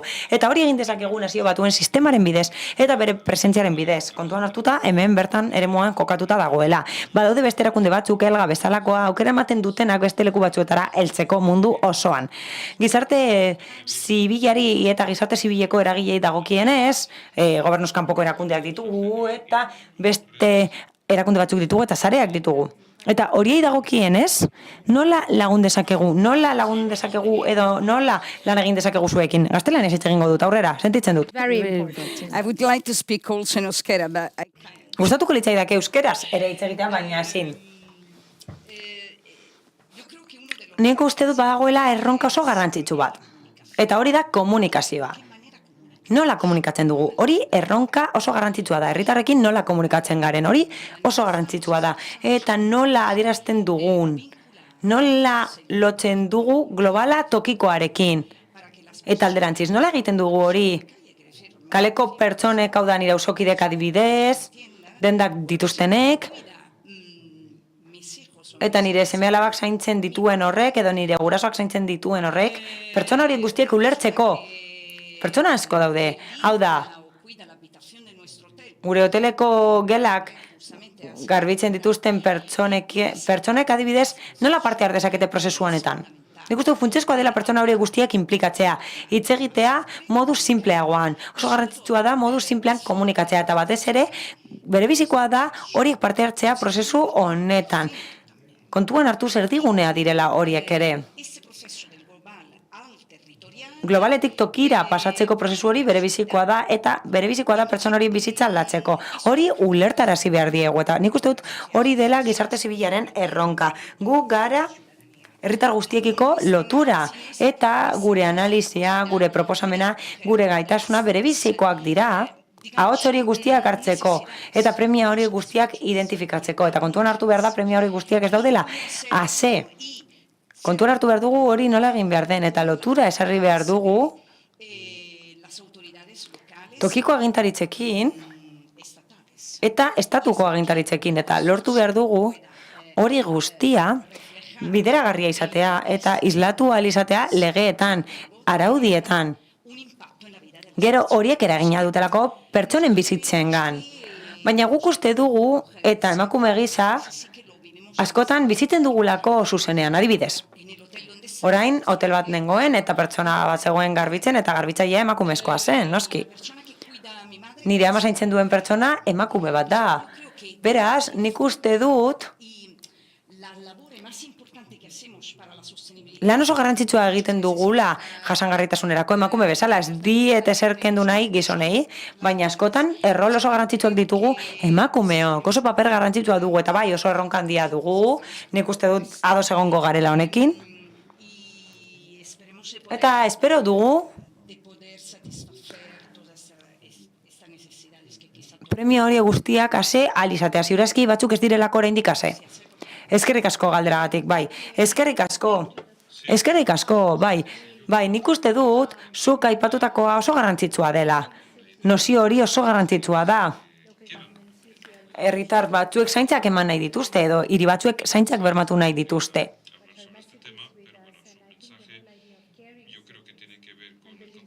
Nik uste dut, zure mezua lotuta dagoela hiri zaintzaileen idearekin. Eraiki behar dira zaintzen duten hiriak, eta hori da zaintzen printzipioa eta zaintzen ekonomiaren printzipioa. Oso elementu garrantzitsua da. Izan ere, bere bizikoa da garapen jasangarrirako helburuak lortzeko. Eta ezin dugu ahaztu, baina orain gustatuko litzaidake itzultzea beste gai batera. Badaude zenbait mezu oso garrantzitsuak direnak. Nik uste dut mezu oso garrantzitsuak eman dituzuela, eta esango didazue zerbait falta den. Batetik, garapen jasangarrirako helburuak tokian ezarri behar dira, baina hori ez dago soilik lotuta proiektuekin. Ez hori ze proiektua behar ditugu, eta gainera hiriek behar dituzte proiektua, baina horiek lotuta daude politikekin, arauketekin, lotuta daude finantzaziorako sarbidearekin, hori lotuta dago gobernantzarekin, lotuta dago egiturekin, erakunde egiturekin, eta gainera lotuta dago gaitasunekin azken batean. Eta esan dezakegu hori dela piezarik garrantzitsuenetako bat, eta hori aztertzen ari gara lokalizazioari dagokionez, garapen jasangarrirako helburuen lokalizazioari dagokionez. Bago kontu bat ez den asko aipatu, baina badakit denok pentsatzen dugula horretan. Eta Global Compactek hori egiten du. Datuen kontua eta adierazleen kontua oso garrantzitsua da. Hau da beste pieza bat, 30 lokal koalizioa jarraitu halko duen, ziurazki jarraituko du aurrera eramaten kontu hori. Ez datu berriak sortzen, ez hori ze. Zer egin behar dugu? Egin behar duguna da datuak berreskuratu, ahalduntzeko tokiko eragileak, erabaki egokiak arditzaten horiek, eta horrela gainera errealitate politikoei aurre egin halko diete. Argi dago gakoa dela finantzazioa. Gaiaren parte handi bat ez dago soilik lotuta funtsesko oinarriekin, bai, dirua behar dugu proiektuak egiteko, baina zer egin behar dugu horrez gain? Horrez gain, sarbidea handitu behar dugu, finantziazioarako sarbidea bermatu behar dugu neurri hauetarako. Maiz, dirua ez da heltzen mailarik basuenetara, gainera ez da heltzen gehien behar duten komunitateetara. Oso garrantzitsua da gaitasun desberdinak eraikitzea finantzazioa lortu alizateko edo proposamen onak egin alizateko. Eta horrela finantza eragile handien gana heltzeko. Maiz hori falta delako, beraz. Lokal 2030 aztertzen ari gara mekanismo bat bezala edo plataforma bat bezala. Horrela aztertzen ari gara komunikazio lanetarako, erabiliko dena, esan den bezala, edo erabilera ona emateko eta datu gehiago baliatuz eta parte hartzea sustatuz horrela politikak sortzeko evidentzian oinarrituta eta horrela finantzazioa bermatzeko. Hori guztia oinarrituta dago parte hartzean, eragileen parte hartzean. Stakeholder asko aipatu dira eta horiekin lotuta dago, ahotsan hitzak inplikatzen direlako eta iritzi asko kontuan hartzen direlako, baina horrez gain oso garrantzitsua da maila anitzeko gobernantza, lehen aipatu duguna, hau da. Koherentzia egon behar da tokiko mailaren, eskualde mailaren eta nazio mailaren artean eta maila globalarekin oso garrantzitsua delako gai honetan. Badakit, agenda oso zaila dela 2030 tokiko koalizioarentzat eta oso erronka zailari egingo diogu aurre, baina zuen lanarekin, zuen babesarekin eta oso talde anitzarekin babesarekin, espero dut, hauze aurrera atera izatea, baina beno, gustatuko litzaidake hemen ustea eta eskerrak ematea guztioi. Mila esker guztioi elkarrizketa honengatik oso interesgarria izan delako. Gracias.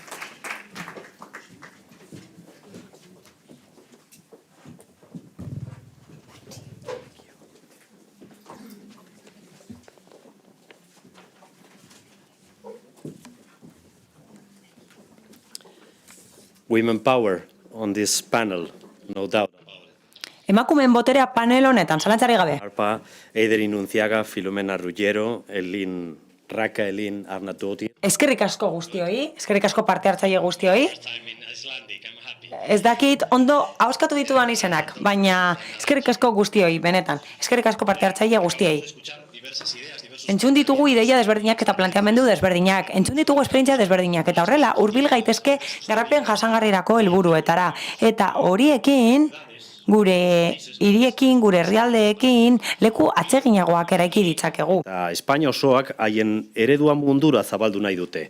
Bereziki orain, esan dugun bezala, krisiak bata bestearen atzetik kateatzen direnean eta guztiak elkarren artean desberdinak direnean.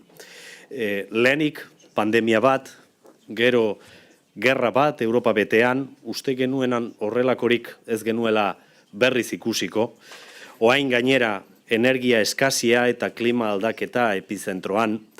Sabemos que hay que hacer algo. Badakigu zerbait egin behar dela, eta egin behar dela azkar gainera. Jarraituko dugu ekarpen gehiagorekin. Orain, Pilar Kantzela izango dugu lankidetzarako estatu idazkaria. Bera, kanpo gaietarako, Europar Batasuneko eta lankidetzako ministerioan lan egiten du. Nahi duzunean, Pilar, zurea daitza.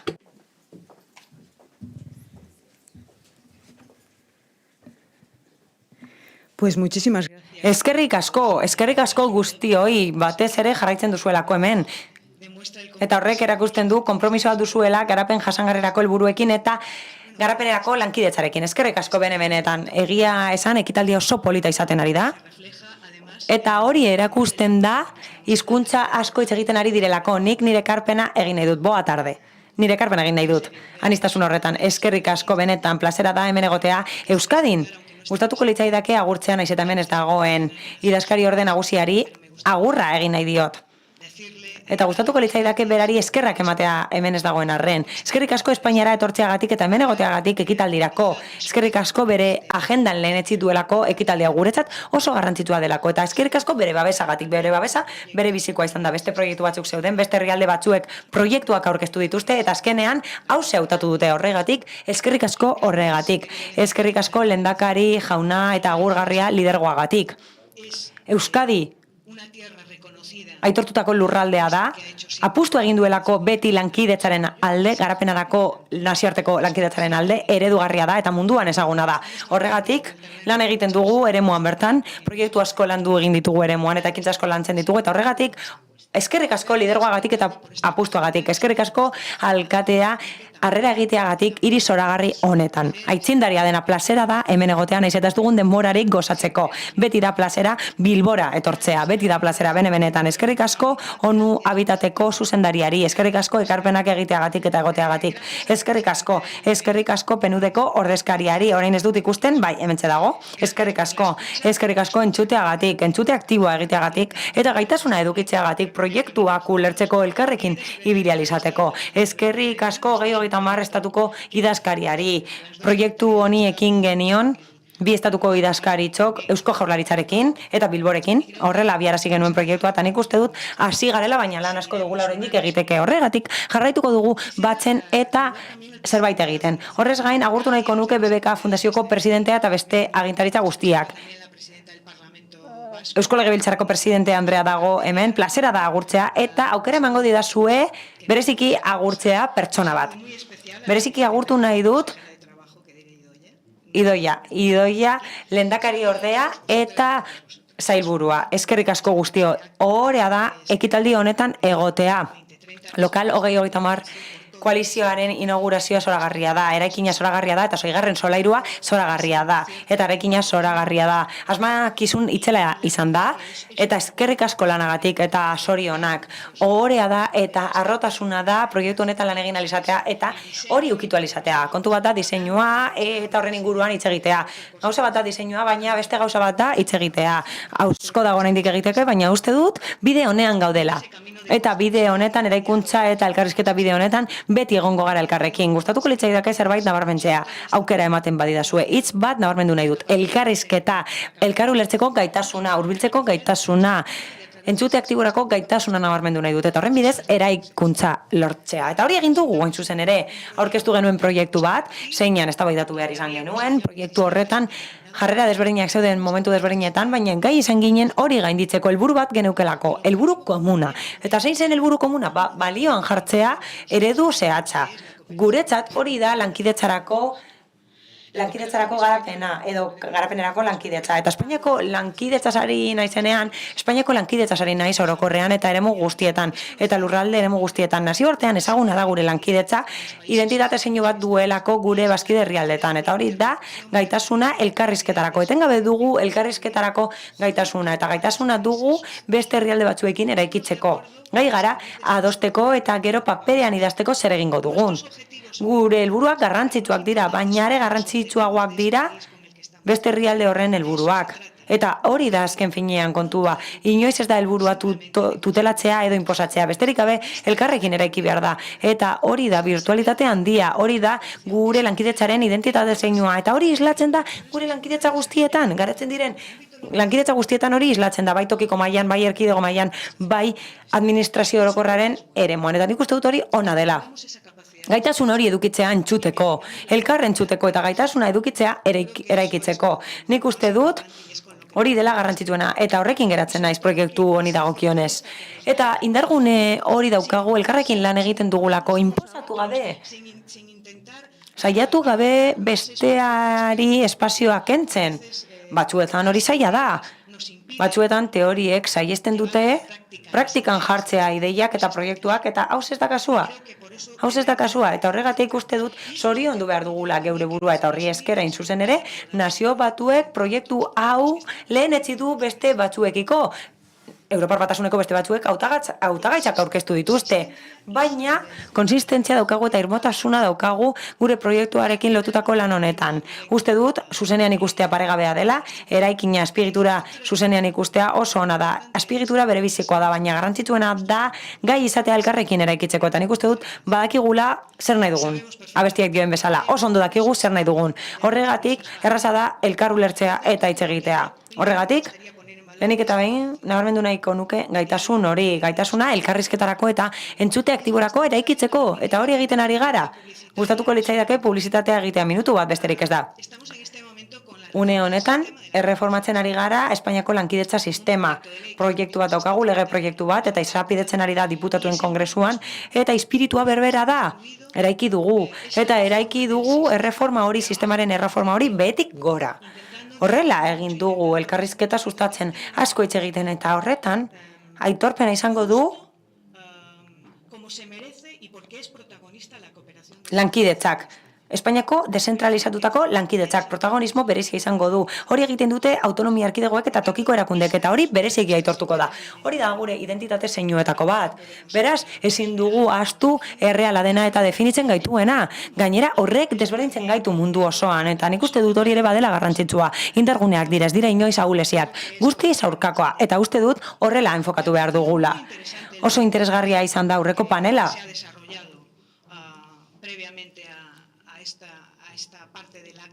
Ekitariaren partea baino lehen izandako elkarrizketa oso interesgarria izan da. Oso interesgarria iruditu zait, bai. Posizionamendu desberdinak zituzten, baina gaur oso egun berezia da, nazioarteko hirien eguna da, eta planteatu dira gauza asko. Gauza batzuek islatzen dute anistasuna, irmotasuna, anistasuna islatzen dute, baina azkenean anistasunak batzen du, gehigarria da, eta ikuspegi desberdinek gehitzen dute, eta hori da, hain zuzen ere, potentziala ematen diguna. Noski, Hogeita Hamar agendaren entitateen sarea berebizikoa da, garapen jasangarrirako kontseilua, hirugarren sektorea, BBK fundazioa, sektore pribatua, parte akademikoa, ELGA, eta bai, ELGak ebaluatzen gaitu eta azterketak egiten dizkigu eta esaten dizkigu gure potentzialitateak eta horrek laguntzen digu gure hobetzeko aukerak identifikatzen eta batez ere eskerrik asko UN Habitati. Eskerrik asko Nazio Batuen erakundearen Habitat programari, aitorpen honengatik eta batez ere eskerrik asko bidea ireki digulako.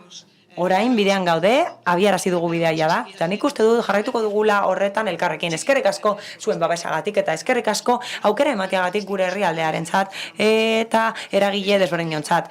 Egia da, komentatu den bezala, hitz egin duten guztiek esan duten bezala, une konplexuak direla, gara izaiak direla, eta pandemia bukatu eta berehala, oraindik ez da bukatu, pandemiaren osteko garaian gaude, baina bukatu baino lehen egia da inbasio bat bizi izan dugula eta krisi energetikoa dugula, elikadura finantza krisia dugula eta horrek behartzen gaituela beste posizio batera heltzera.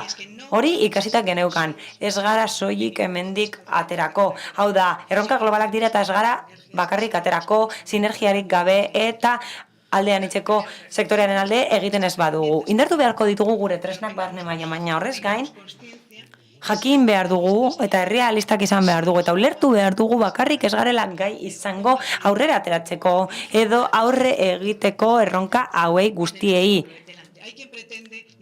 Batzuek, haudu nahi dute, alde anistasuna, baina indartu behar da. gaur inoiz baino gehiago. Bere bizikoa da hori egitea, eta nik uste dut zentzu horretan proiektu hau adibide bat dela, eta erakusten duela zer izan behar den baterako apustua. Eta, azkenean, ari gara lurralde ikuspegi batez tokikoa dena, erkidego mailakoa dena, eta batzen dugu eremu handiagoarekin, orokorragoarekin, estatuko administrazio orokorrarekin lotzen dugu, baina lokal azkenean globala da, tokikoa globala da, eta realitatea hala da. Tokiko maila da herritarrengandik hurbilen dagoena, eta lehen esan den bezala, elkarrizketan hori hala da. Nik uste dut fokua jartzen dugula lekurik egokienean, eta esfortzuak zentratzen ditugula behar bezala. Norbaitek aipatu ditu aurrekontuak eta baliabideak. Aurrekontuen garaian gaude, eta bakoitzak bere eremuan, bere administrazio eremuan borrokatzen du bere aurrekontuak defendatzeko. Gauza asko daude politiketan apustu ekonomikorik gabe egin daitezkenak, eta hori borondate politikoa da. Eta borondate politikoa erakusten da babestuz baliabideekin garatu nahi ditugun politikak. Eta borondate politikoa erakusten da gaur egiten dugun bezala. Esfortzuak batuz, partekatutako helburuak lortzeko. Gainditzen gaituztelako, gainditzen dituzte gure lurralde eremuak, gainditzen dute gure hurbileko eremua, eta gainditzen dute oro har gure betebeharra delako 2030 agendaren inguruan hitz egiten dugunean, hori delako gure betebeharra. Ezin dugu ahaztu lehenbizikoa dela txirotasunari aurre egitea. Horretarako lan egiten dugu. Txirotasunari eta zaurgarritasunari aurre egiteko. Hori da funtsean gure helburua. Aipa dezakegu berdintasuna, aipa dezakegu genero berdintasunerako borroka, indarkerien aurkako borroka, trantsizio desberdinak aipa ditzakegu, energetikoak, sozialak, giza eskubideez hitz egin dezakegu, demokratizazioaz, erakundeak indartzeaz, horren guztiaren inguruan hitz egin dezakegu, baina txirotasunaren aurka egin behar dugu, txirotasunik gabe arrasagoa izango delako. Eta bukatzera noa, ez naizelako gehiegi luzatu nahi, besterik gabe egiaztatu nahi dut, eta berretsi nahi dut urrats handia eman dugula, apustu politikoa egin dugula. Eta aitortu behar dugu eta balioan jarri behar dugu apustu politiko hau, baina lagun agurgarriok, hasi besterik ez dugu egin, beraz, bidean elkarrekin egongo gara lankidetzan beti, mila esker.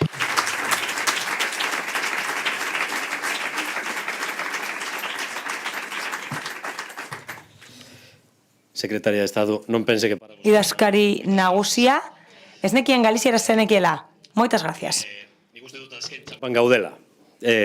Jarraitzeko, Jonan Fernández, transizio sozialaren eta 2030 agendaren idazkari nagusia aurrera.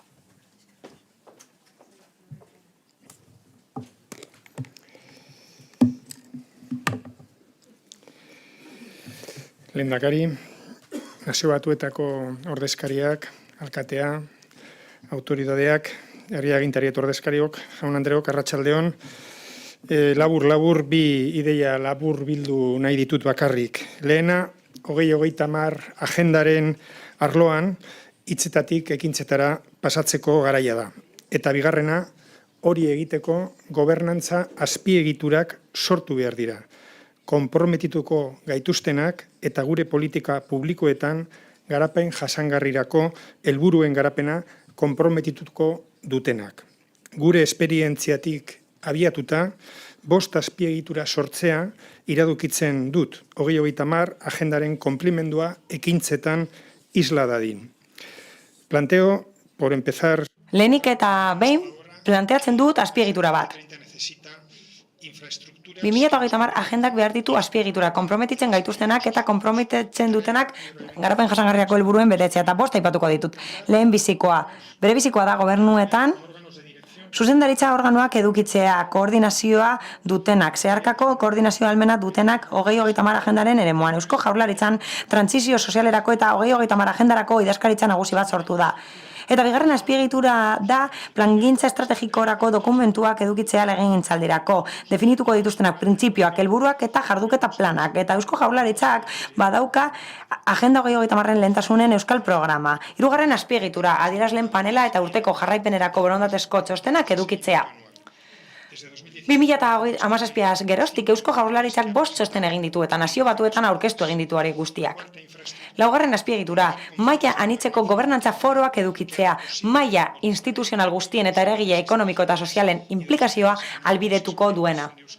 Euskadin trantsizio sozialerako eta Agenda 2030erako eragile anitzeko foroa eratu dugu hain zuzen ere. Eta 5. azpiegitura, hauxe da.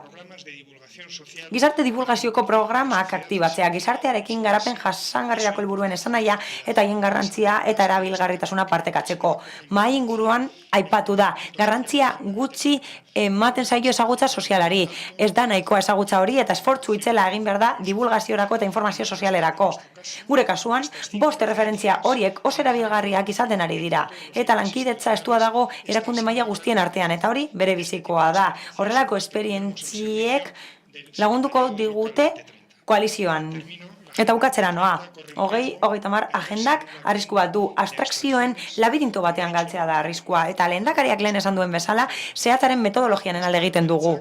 Autogobernurako borondate sendoa eta 2030 agendaren arloan konpromisoa tinkoa dauzka. Erabaki bikoitz horretatik abiatuta, estatupeko gobernuen parte hartze adierazgarri eta esanguratsuagoa eskatzen dut. Beharrezkoa da, garapen iraunkorrerako helburuak betetzea bizkortzeko eta ekintzaren hamarkadarako deialdiari behar bezala erantzuteko. Eskerrik asko.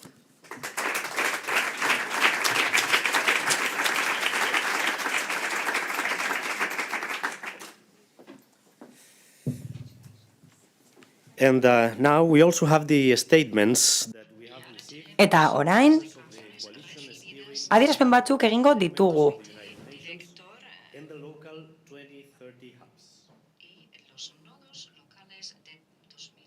2030 tokiko nodoen adierazpen batzuk jaso ditugu eta hori jarriko ditugu jarraian.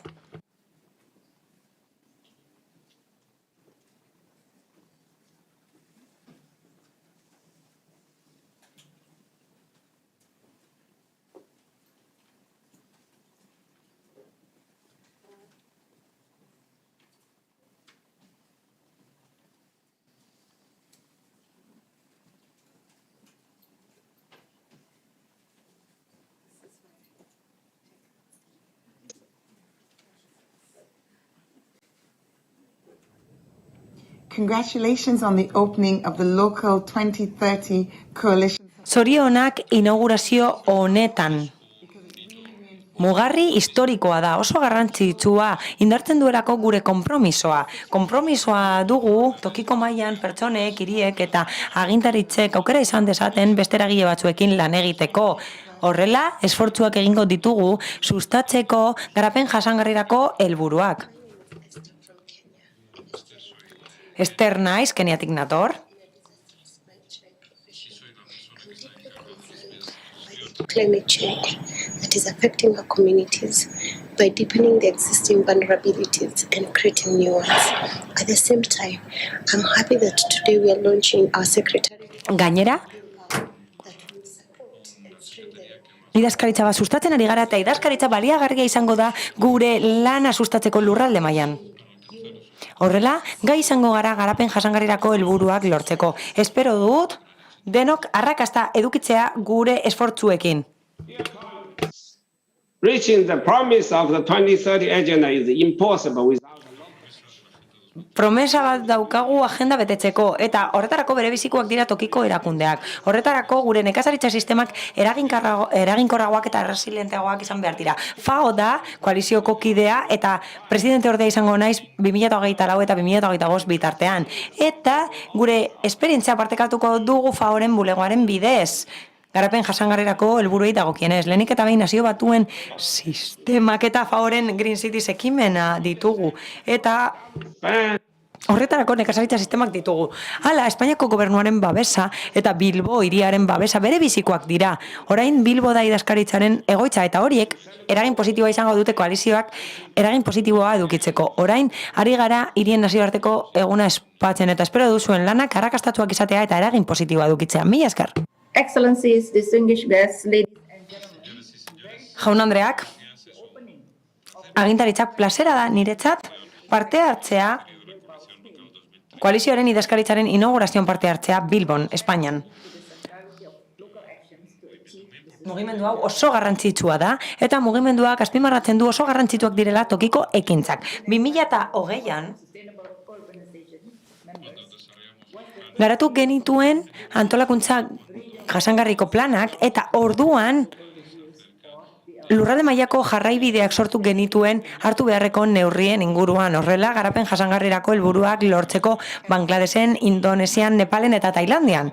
Eta ordutik hona garatu egin dira ekintza hauek eta beste askoz gehiago, eta hori garatu izan dira neurriak zehazteko.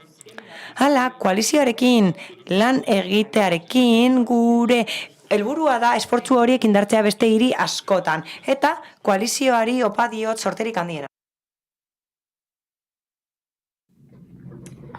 UNICEF is very excited to be part of the local 2030 coalition. Congratulations. Pozik nago koalizioaren kide naizelako, zorionak inauguratu duzuelako idazkaritza Bilbon, Espainian, eta espero dut elkarrekin jarraitu ahal izatea, agenda hain kritikoa garatu ahal izateko. Hirietan pertsona asko bizi dira, eta gainera uneko hori hasten ari da. Eta zentzu horretan giza garapen jasangarria lehentasuna da, eta gero eta garrantzitsuagoa da. Zalantzarik gabe, gu jarraituko dugu babesa ematen hiriei eta nazio mailako gobernuei horrela hirietako osasuna hobetzeko, eta gainera prestakuntza eskainiko dugu. Prestakuntza emango dugu eta koordinazio esfortzuak egingo ditugu eta aktiboki parte hartuko dugu tokiko 2030 koalizioan. Congratulations on the opening of the local... Zorionak inaugurazioagatik. Zorionak idazkaritza inauguratu duzuelako Bilbon. Zorionak benetan. Tokiko liderak gara eta hurbilen gaudenak gara herritarren gandik. Horrela aukera daukagu ekimen globalak sustatzeko hondamendi naturalei aurre egiteko. Izan ere klima aldaketak eta berotze globalak eragiten dituzte hondamendiak. Gure esfortzuak batu behar ditugu. Uztartu behar ditugu gure esfortzuak. Sisuko hiriak jarraitzen du garapen jasangarrirako helburuen lorpena sustatzen aliantzak eginez sektore pribatuarekin. Mila esker. Hello everybody. My name is David. Arratsalde on guztioi, David Connor naiz eta 2030 jabaren sortzailea naiz. Esfortzuak egiten ari gara eta esfortzuak inspirazio iturri dira ekintzak egiteko koherentziaz beterik. Eta 6 urtez gauza asko egin izan ditugu eta asko ikasi izan dugu.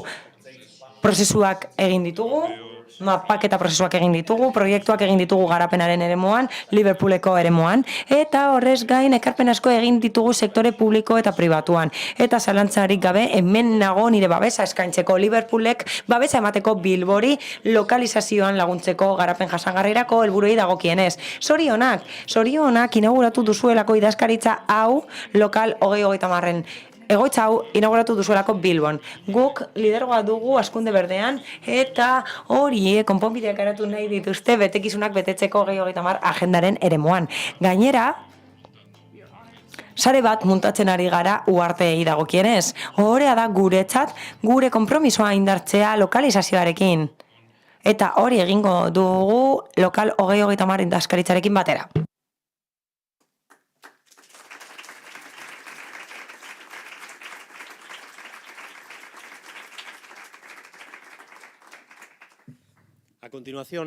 Jarraian, aurreikusita zegoen Emilia Saizek hitz egitea. Bera da United Citieseko idazkari nagusia, eta berak hitz egingo zuen batzordearen izenean.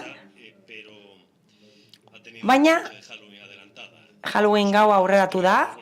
Batzuek lurreratuko zenuten Bilboko aireportuan hegazkinarekin eta haizearekin, bera ondo dago, baina ez da garaiz heldu. Beraz, bere izenean hitz egingo du Pablo Fernándezek.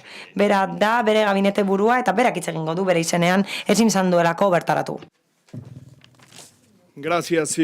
Eskerrik asko eta bai, hala da, Emiliak ezin izan du lurreratu.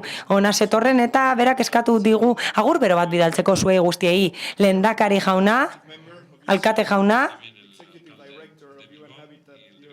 eta zuzendari bete arazlea, ordezkari guztiak, agintariak, jaun Andreok, agur bero bat guztioi. Lehen esan dudan bezala, hitz egiten dut Emilia Saizen izenean, bera da idazkari nagusia, eta gustatuko litzaiguke eskerrak ematea koalizioari gu gonbidatzeagatik zuzendaritza batzorde bezala. Hala, zuzendaritza batzordean gaude eta tokiko gobernuak ordezkatzen ditugu, baita eskualde gobernuak ere. Hori egiten dugu tokiko gobernuen lantaldearen bidez. Parte hartu dugu inaugurazioan. Zoragarria da bulego hau eta leku paregabea da mugimendu hau hemen egotea Bilbon eta maila anitzeko gobernantza hemen gauzatzen ari da eta ministroak lehen esan bezala horrek erakusten du konpromiso irmoa dugula denok honekin. Erronka hauek oso garrantzitsuak dira, etengabeko krisialdiak bizitzen ari gara eta Agenda 2030 unibertsala da eta handizalea da eta esperantza itxaropen handia da eta horrek erakusten du ulertu dugula nolakoa den gure interdependentzia hegoaldetik iparraldera eta ekialdetik mendebaldera. Eta hori hala da maila txiki eta handietan. Garapen jasangarrirako helburuak dira gure mapa unibertsala. Teoria oso handia da gobernu maila bakar baterako edo eragile bakar baterako horrek bakarrik jarduteko. Hiriek eta tokiko agintariek konpromisoa dute inoratzean ez usteko. Eta nazio mailako gobernuei eta nazioarteko komunitateari eskatu behar diegu inoratzean ez usteko. Beharrezkoa da lurralde kohesioa ez hastea. Beharrezkoa da hiriak entzutea beti. Gailur bat egon berri da Hego Korean. Eta bertan, itun bat esarri da etorkizunerako, herrietarako, planetarako eta gobernuetarako 3 itun izan dira. Baina gailurra baino lehen, hobetu nahi izan dugu gobernantza maila guztietan finantza sistema hobetzeko. Horrela, tokiko gobernuek eta eskualde gobernuek aukera izango dute baliabideak lortzeko. Horrela, sustatu ahal izateko gizarte baketsuagoak eta bidezkoagoak. Horiek baitira aldaketaren vektoreak. Guk horiek identifikatu ditugu eta horiek lortu nahi ditugu lokalizazio prozesu ona lortzeko. Egia da, tokiko agendek eragina dutela hiriengan eta horregatik hain zuzen ere mundu osoko tokiko eta eskualdeko gobernuek esfortzu guztiak egiten dituzte tokiko eta eskualdeko esferak konektatzeko, baina horregatik hain zuzen ere gure gobernuek erabaki irmoa hartu dute esateko tokiko agendak sortzen ari direla eta eraldaketak esan nahi du harago joan behar dela. Helburuak esartzetik harago joan behar gara eta tokiko mailara pasa behar gara. Eta lokalizazioa borondate politikoa da. Batera sortzeko, gure komunitatekin batera sortzeko eta definitzeko aspirazioak tokikoak direla. Eta tokiko mailak ahotsa duela erronka hauen aurrean. Babesa eman behar diogu koalizioari. Eta hori egin behar dugu gure hautesle guztien izenean edo bozkatzaile guztien izenean, eta sektore guztien lankidetza behar da, eta hori baliagarria izan behar da helburu globalak lortzeko. Gailurrean, azpimarratu zen tokiko gobernuen eta eskualde gobernuen parte hartzea sisteman. Eta hori abagune itzela da martxan jartzeko nazio batuetan tokiko mugimendua baita, mugimendu globala ere. Nazioarteko sistemak badu plataforma bat jada, horrela, hiriak ordezkatzeko eta tokiko eta eskualdeko gobernuak ordezkatzeko. Eta lokal 2030 noski, gure helburua da erraztea. Gure helburua da lana erraztea tokiko eragile guztientzat, sare honen barruan. Sarea berrituta dago eta sistema eragilean itzekoa da. Eta eraldaketa positiboa egin nahi dugu nazio batuetan. Eragile guztien parte hartzearekin, tokiko eskualdeko eta nazioko mailan. Eta ez da baliagarria betiko errezeta, bermatu behar dugu tokiko agenda kulertzea. Gonbidatu agurgarriak eta Emilia Saizen izenean. Eskerrik asko guztioi, harrera beroa emateagatik eta espero dugu noski zuen lanek emaitza onak edukitzea. Guk beti egongo gara laguntzeko prest. Eskerrik asko. And before we finish this meeting, Eta, bilera amaitu aurretik gustatuko litzaidake Halen Yu aurkestea. Bera da Nazio Batuen programak babesteko bulegoko zuzendaria. Zurea da hitza, zu jauna. Thank you very much, everyone. I must apologize that I don't speak Spanish. Barkamena eskatzen dizuet, noski gaztelaniaz hitz egin ezin dudalako. Euskaraz ere ezin dut hitz egin.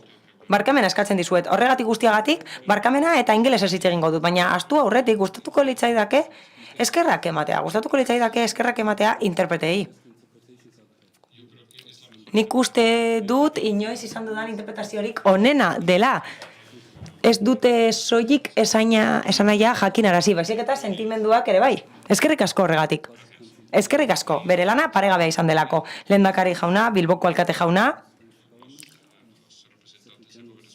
Espainiako gobernuko ordezkariak, Eusko Jaurlaritzako agintariok, jaun Andreok, Maimuna, zuzendari bete arazlea, kide agurgarriak. Aurkeztuko dudan hitzaldia prestatuta neukan, baina zenbait gauza aipatu nahi ditut, ez dudalako irakurriko. Arazo bat da. Oharrak izango banitu ez nuke inoiz bukatuko, baina gustatuko litzaidake zenbait gauza aipatzea besterik gabe. Lehenik eta behin, eskerrak eman nahi dizkiet Bilboko agintaritzei eta ordezkariei, eskerrik asko horrez gain Eusko Jaurlaritzari, eta eskerrik asko Espainiako gobernuari, eta eskerrik asko BBK Fundazioari ere bai, noski, eskerrik asko lortu dutelako hau egi bihurtzea. Eta Bilbo, zalantzarik gabe, adibide bat da, tokiko ekintzen adibide bat da, bideratuta daudenak eraldaketara, alkateak esan duen bezala, adibide paregabea da Bilbo, eta zalantzarik gabe, nik uste dut, koalizioaren idazkaritza oinarrituta dagoela pertsonetan, beraz zorionak eta eskerrik asko, benetan. Eta beno, hemen gaude, PNUD-en izenean, lankidetzan aritzen garelako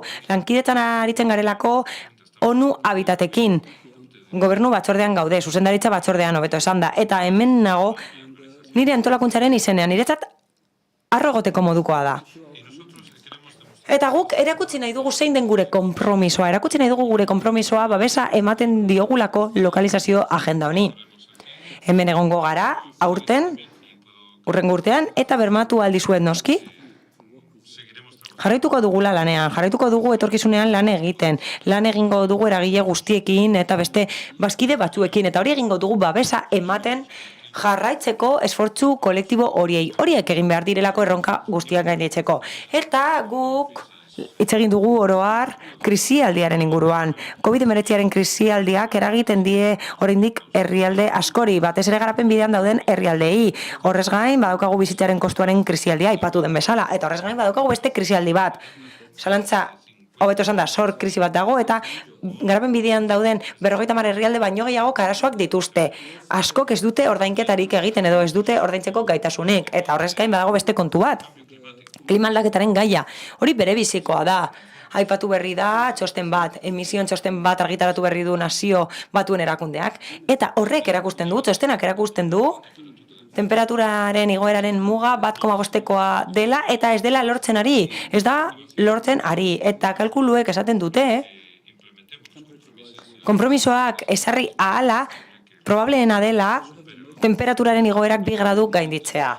Beraz, larrialdi egoera batean gaude, eta zalantzarik gabe, agenda globala uzian dago, oso egoera konprometituan dago, oso zaila da bere egoera, eta horrek erakusten du erronka asko ditugula maila askotan. Eta, nire kideek esan duten bezala, zerbait egin behar dugu, ahalik eta lasterren egin behar dugu zerbait. Mundu hau banatuta dago gainera, satituta dago, garapen jasangarrirako helburuak eta 2030 agenda ditugu, eta estrella polarra bezalakoak dira, izar polarra bezalakoak dira. Beraz, garapen jasangarrirako agenda nazio mugetatik harago doa, eta gainditzen ditu alde ideologikoak. Nazioarteko agenda da, eta adostu dute herrialde guztiek. Agenda ulortu alizateko, orain nahiko desbideratuta dago, baina beno, hori lortu alizateko elkarrekin lan egin behar dugu. Eta, helburu global hauek ezingo dira lortu, baldin eta ez badira lehenik eta behin tokiko mailan lortzen. Eta hori da islariek lehen esan dutena, baina are garrantzitsuagoa da, enda 10 ekintzek, tokiko ekintzak behar dituztela garapen jasangarrirako agenda horretan, eta horrek esan nahi du ezin ditugula helburuak lortu, baldin eta ez badugu tokiko mailan zerbait egiten.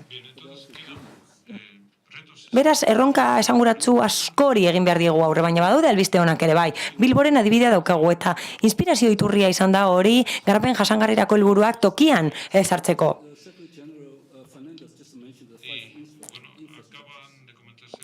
Aipatu berri dira 5 azpiegitura beharrezkoak direnak eta erabat ados nago esandakoarekin. Adibide asko ditugu, beste adibide asko daude, hirien adibide asko daude, eta horiek erakutsi dute badaudela konpromisoak eta egikaritzen ari direla ekintza desberdinak, eta badaude beste tresna asko, erabil ditzakegunak, eta baliagarriak izango direnak. parte hartzea bultzatzeko eta garapen erresilientea edukitzeko. Ez jasangarria soilik eta tokiko maila noski, horrela arrakasta maila neurtu halko dugu, orain mugimendu batzuk arago doaz. Barne produktu gordinetik arago doaz, eta horretan soilik zentratzen bagara, azkenean, irteerarik gabeko puntu batean bukatuko dugu, badaude txirotasun adierazle asko nazio mailan eta tokiko mailan, eta hori baliagarriak izan daitezke aurrerapenak neurtzeko, nahiko askar lortu direnak, baina horrez gain, garatu egin dugu adierazle bat, giza garapenerako indize bat PNUD-en, eta giza garapenerako adierazle horrek kontuan hartzen du aztarna. Materialen eta karbono emisioen maila ikusten duen aztarna. Hori egiten da garapena neurtzeko, eta badaude beste tresna batzuk nirekideek esan duten bezala, eta hori lotuta daude borondatezko tokiko berrikuspenekin. Badago mugimendu bat, badago tokiko berrikuspenak egiteko mugimendu bat, eta hori tresna bat da lortzeko herritarrek parte hartzea eta helburuak ezartzeko. Eta gainera hori baliagarria da monitorizatzeko garapena eta ikusteko zeintzuk diren lortutako emaitzak. Beraz, gero eta tresna gehiago daude. Finantziazioa ari gara ere bai, finantziazioan badaude tresna asko. Funtsei dagokienez, kontuan hartu behar da dirua hor dagoela. Ez dago dana gobernuen esku. Zer egin behar dugu? Erabili behar ditugu tresna hauek, eta erabili behar ditugu tresna horiek inbertsioak lortzeko eta inbertsio horiek positiboak izan daitezen, garapen jasangarrirako helburuei dagokienez. Asko lotuta dago finantziazioa lerrokatzearekin, eta horrela, gai izango da babesa ematea garapen jasangarrirako helburuei. Hori albiste ona da. Eta horrez gain, gustatuko litzaidake beste kasu bat aipatzea, eta gero bukatuko dut benetan. Hitze baten dizuet. Gaur, bazkaldu dut pertsona batekin, oso ezaguna dena maila globalean. Dani Lasa deitzen da. Eta uste dut, bera, chef ospetsua dela, Michelineko izarra duena, berarekin bazkaldu dut gaur, eta Gorka ere bazegoen. Gorka hemendik egongo da publikoaren artean. Gorka espiau. Hori da bere izena. Bazkaldu dugu Guggenheim museoan jatetxean egon gara, noski Le Bistro deitzen da Guggenheimeko jatetxea, baina zein izan da elkarrizketa gaia? Ba, elkarrizketa gaia hauze izan da. Nola erabil dezakegu gastronomia tresna bezala? Nola erabil dezakegu aldaketa sustatzeko sisteman? Eta nola lor dezakegu eraldaketa bat? Elikagaiak sarrera puntua dira eta lotuta daude nekazaritzarekin, tokiko ekonomiekin, lotuta daude hornidurakateetako sistemekin, ekonomia sozialekin eta beste elementu askorekin. Beraz, uste dut adibidezko ditugula. Eta batzuk astuko ditut, baina nire helburua da esatea adibide asko ditugula. Bilbok gauza asko ditu eskaintzeko. Euskadik gauza asko ditu eskaintzeko, eta gainera Espainiak baditu gauza asko eskaintzeko. Beraz, Bilbotik maila globalera pasako gara, eta lokalizatuko ditugu garapen jasangarrirako helburuak, eta hori egingo dugu, eskerrik asko, azken finean, mila esker. And finally, I give the floor to... Eta bukatzeko, hitza emango diot, Maimuna Moz Sharif Andreari. Bera da PNUD programako zuzendari betearazlea da, eta nahi duzunean zurea da hitza. Etorri agertokira aurrera.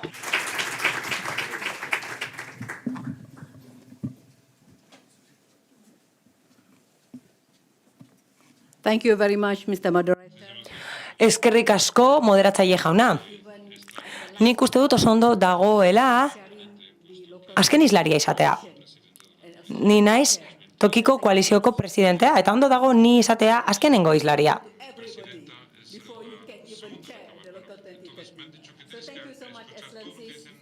Esan didate, ona dela esandako guztia entzutea, hasi aurretik. Horregatik eskerrik asko kide guztioi, jaun Andreok, plazera da niretzat hemen egotea. Plazera da benetan hemen egotea inaugurazio honetan parte hartzeko. Koalizioaren inaugurazioa egin da Bilbon, eta niretzat plazera da hemen egotea. Nik Bilbora etorri behar nuen. Eta zuekin partekatu nahi nuen anekdota txiki bat, ez naiz gehiegi luzatuko, benetan.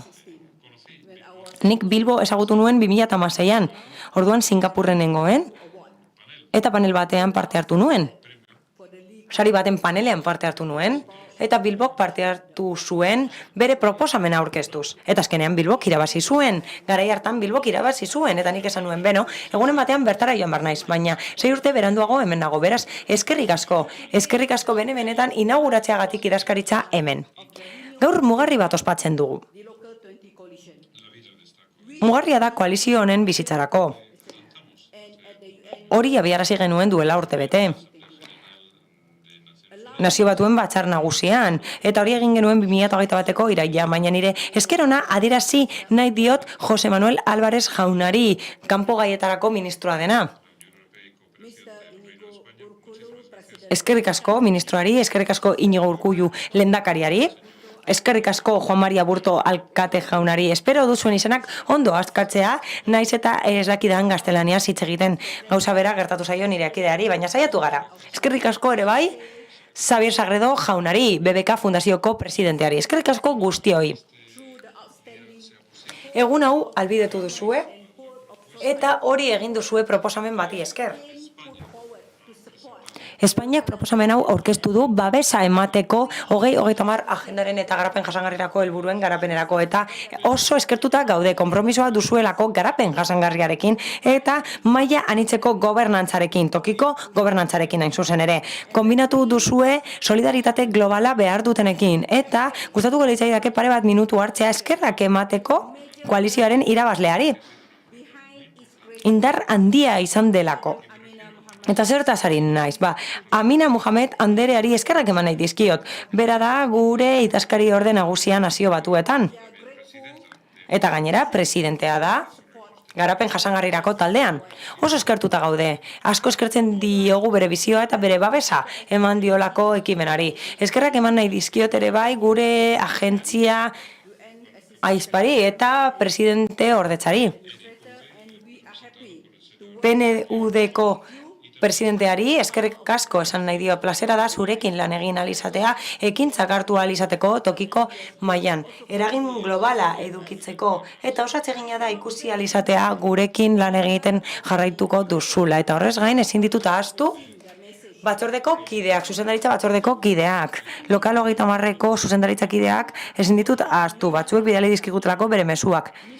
Ibonak izaguet, daukagu, bera Fritorreko alkatea da, Emilia Saiz Andrea, UCDLG-ko presidentea da, berak hitz egin du bere izenean, Clara Arpa andereari, Arpa taldeko kidea da, berak lehen hitz egin du, eskerrak eman nahi dizkio Esterri, sortzailea da, Keniako ekimen batean, eta eskerrak eman nahi dizkiet beste kide batzuei, aipatu dituzte gazteen aspirazioak, eta badaukagu zuzendaritza batzordea, motorea dena koalizioa bultzatzeko aurrerantz.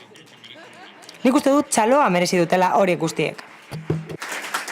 And a big thank you to all the UN.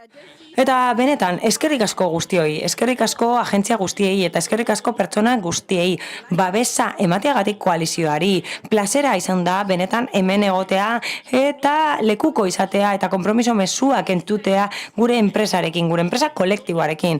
Eta horrek erakusten du konpromisoa irmoa dela eta tokiko koalizio hau zalantzarik gabe ekimen inklusiboa eta globala dela. Amets hau egi bihurtu da. Ni alkatea izan nintzen eta garapen jasangarrirako helburuak tokian esartzea bere bizikoa da. Nik beti planteatu nuen hori alkate bezala. Eta ni oso aktiboan nintzen eremu horretan ere bai. Eta orain beste eremuan nago. Orain, alkateek eta nirekideek begiratzen dute eta esaten didate, Maimuna, pila jarri behar dituzulen, gurekin zeunden, eta orain beste aldean zaude baina, beharrezkoa da zuk gurekin bat egitea. Gaur eguna da esateko ametsa egi bihurtu dela. Eta horrez gain, bat egiten du hirien nazioarteko egunarekin. Tokiko mailan jardun behar dugu maila globalera igotzeko. Eta 2016an, konferentzia batean parte hartu nuen Seulen, eta hitza eskatu nuen esateko pentsatu behar dela tokiko mailan eta maila globalean jardun edo antzeko zerbait esan nuen, orain ez dut ondo gogoratzen, baina horrelako zerbait esan nuen. Eta zergatik esan nuen hori?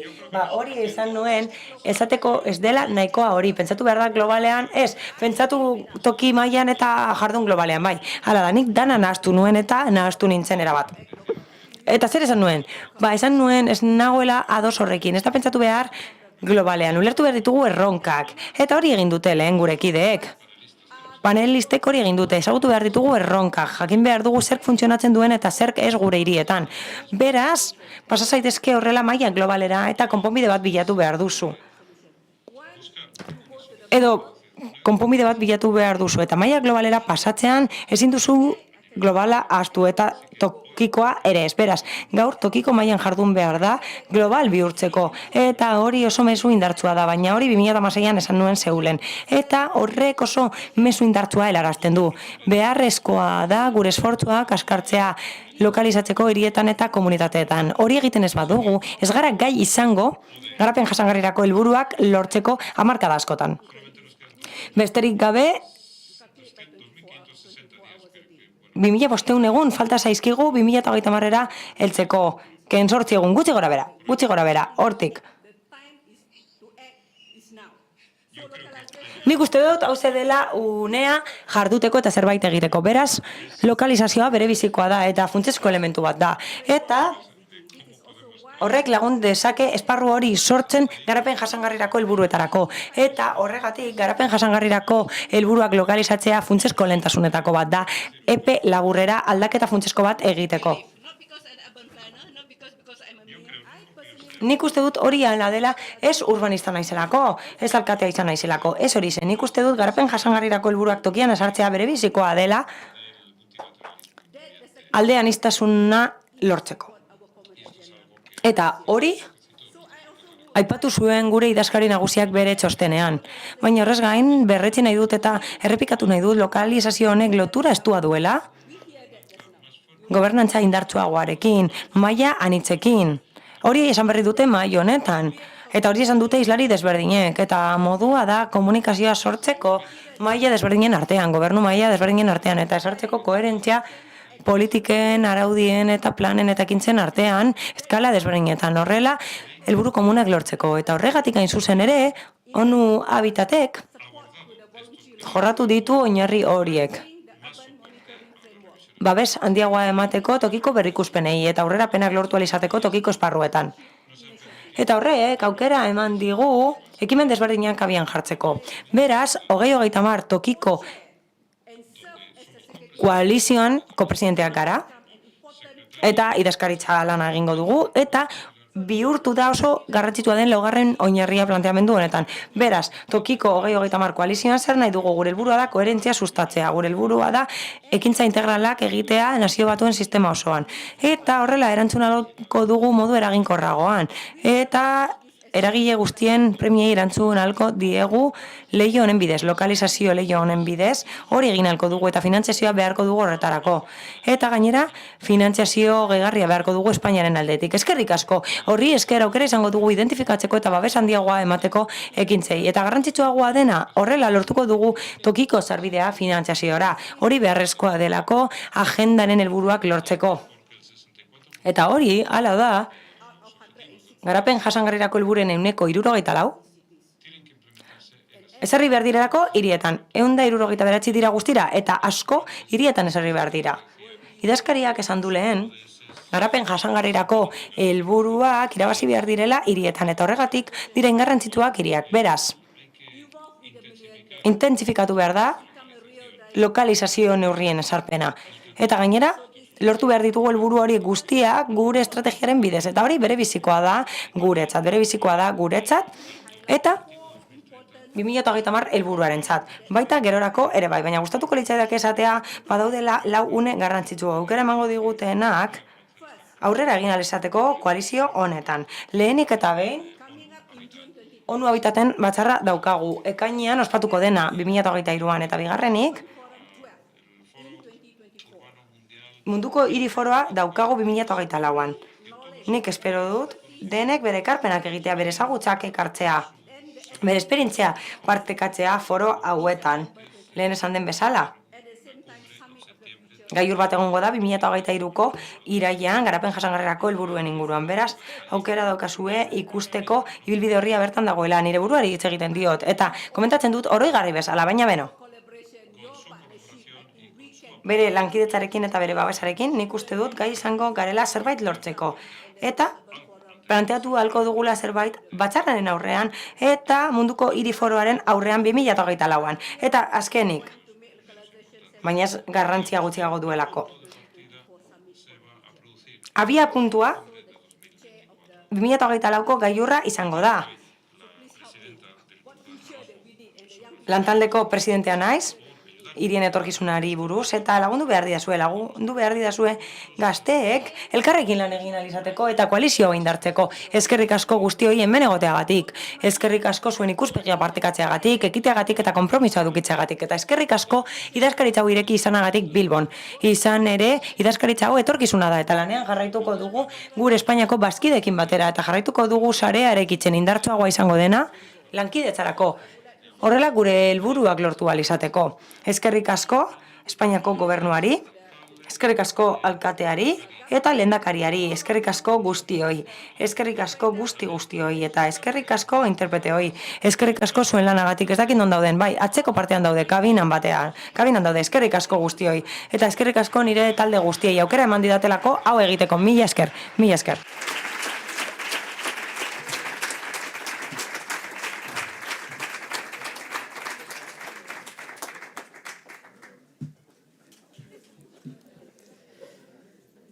Thank you, Mrs. Maimuna. Eskerrik asko, Amuna.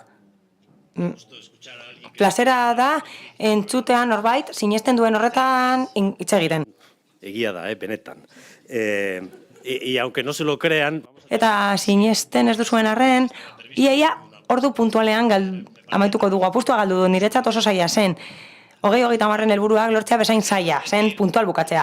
Esan berri den bezala, 2030erako 7 urte besterik ez dira falta, eta mundu oso konplexua da egunotan.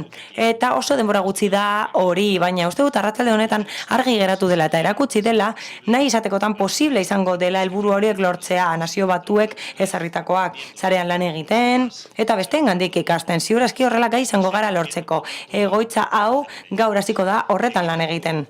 Inagatik, mila esker, proiektu honetan parte hartu duten guztioi, gure esku dago. Mila esker eta zorte on.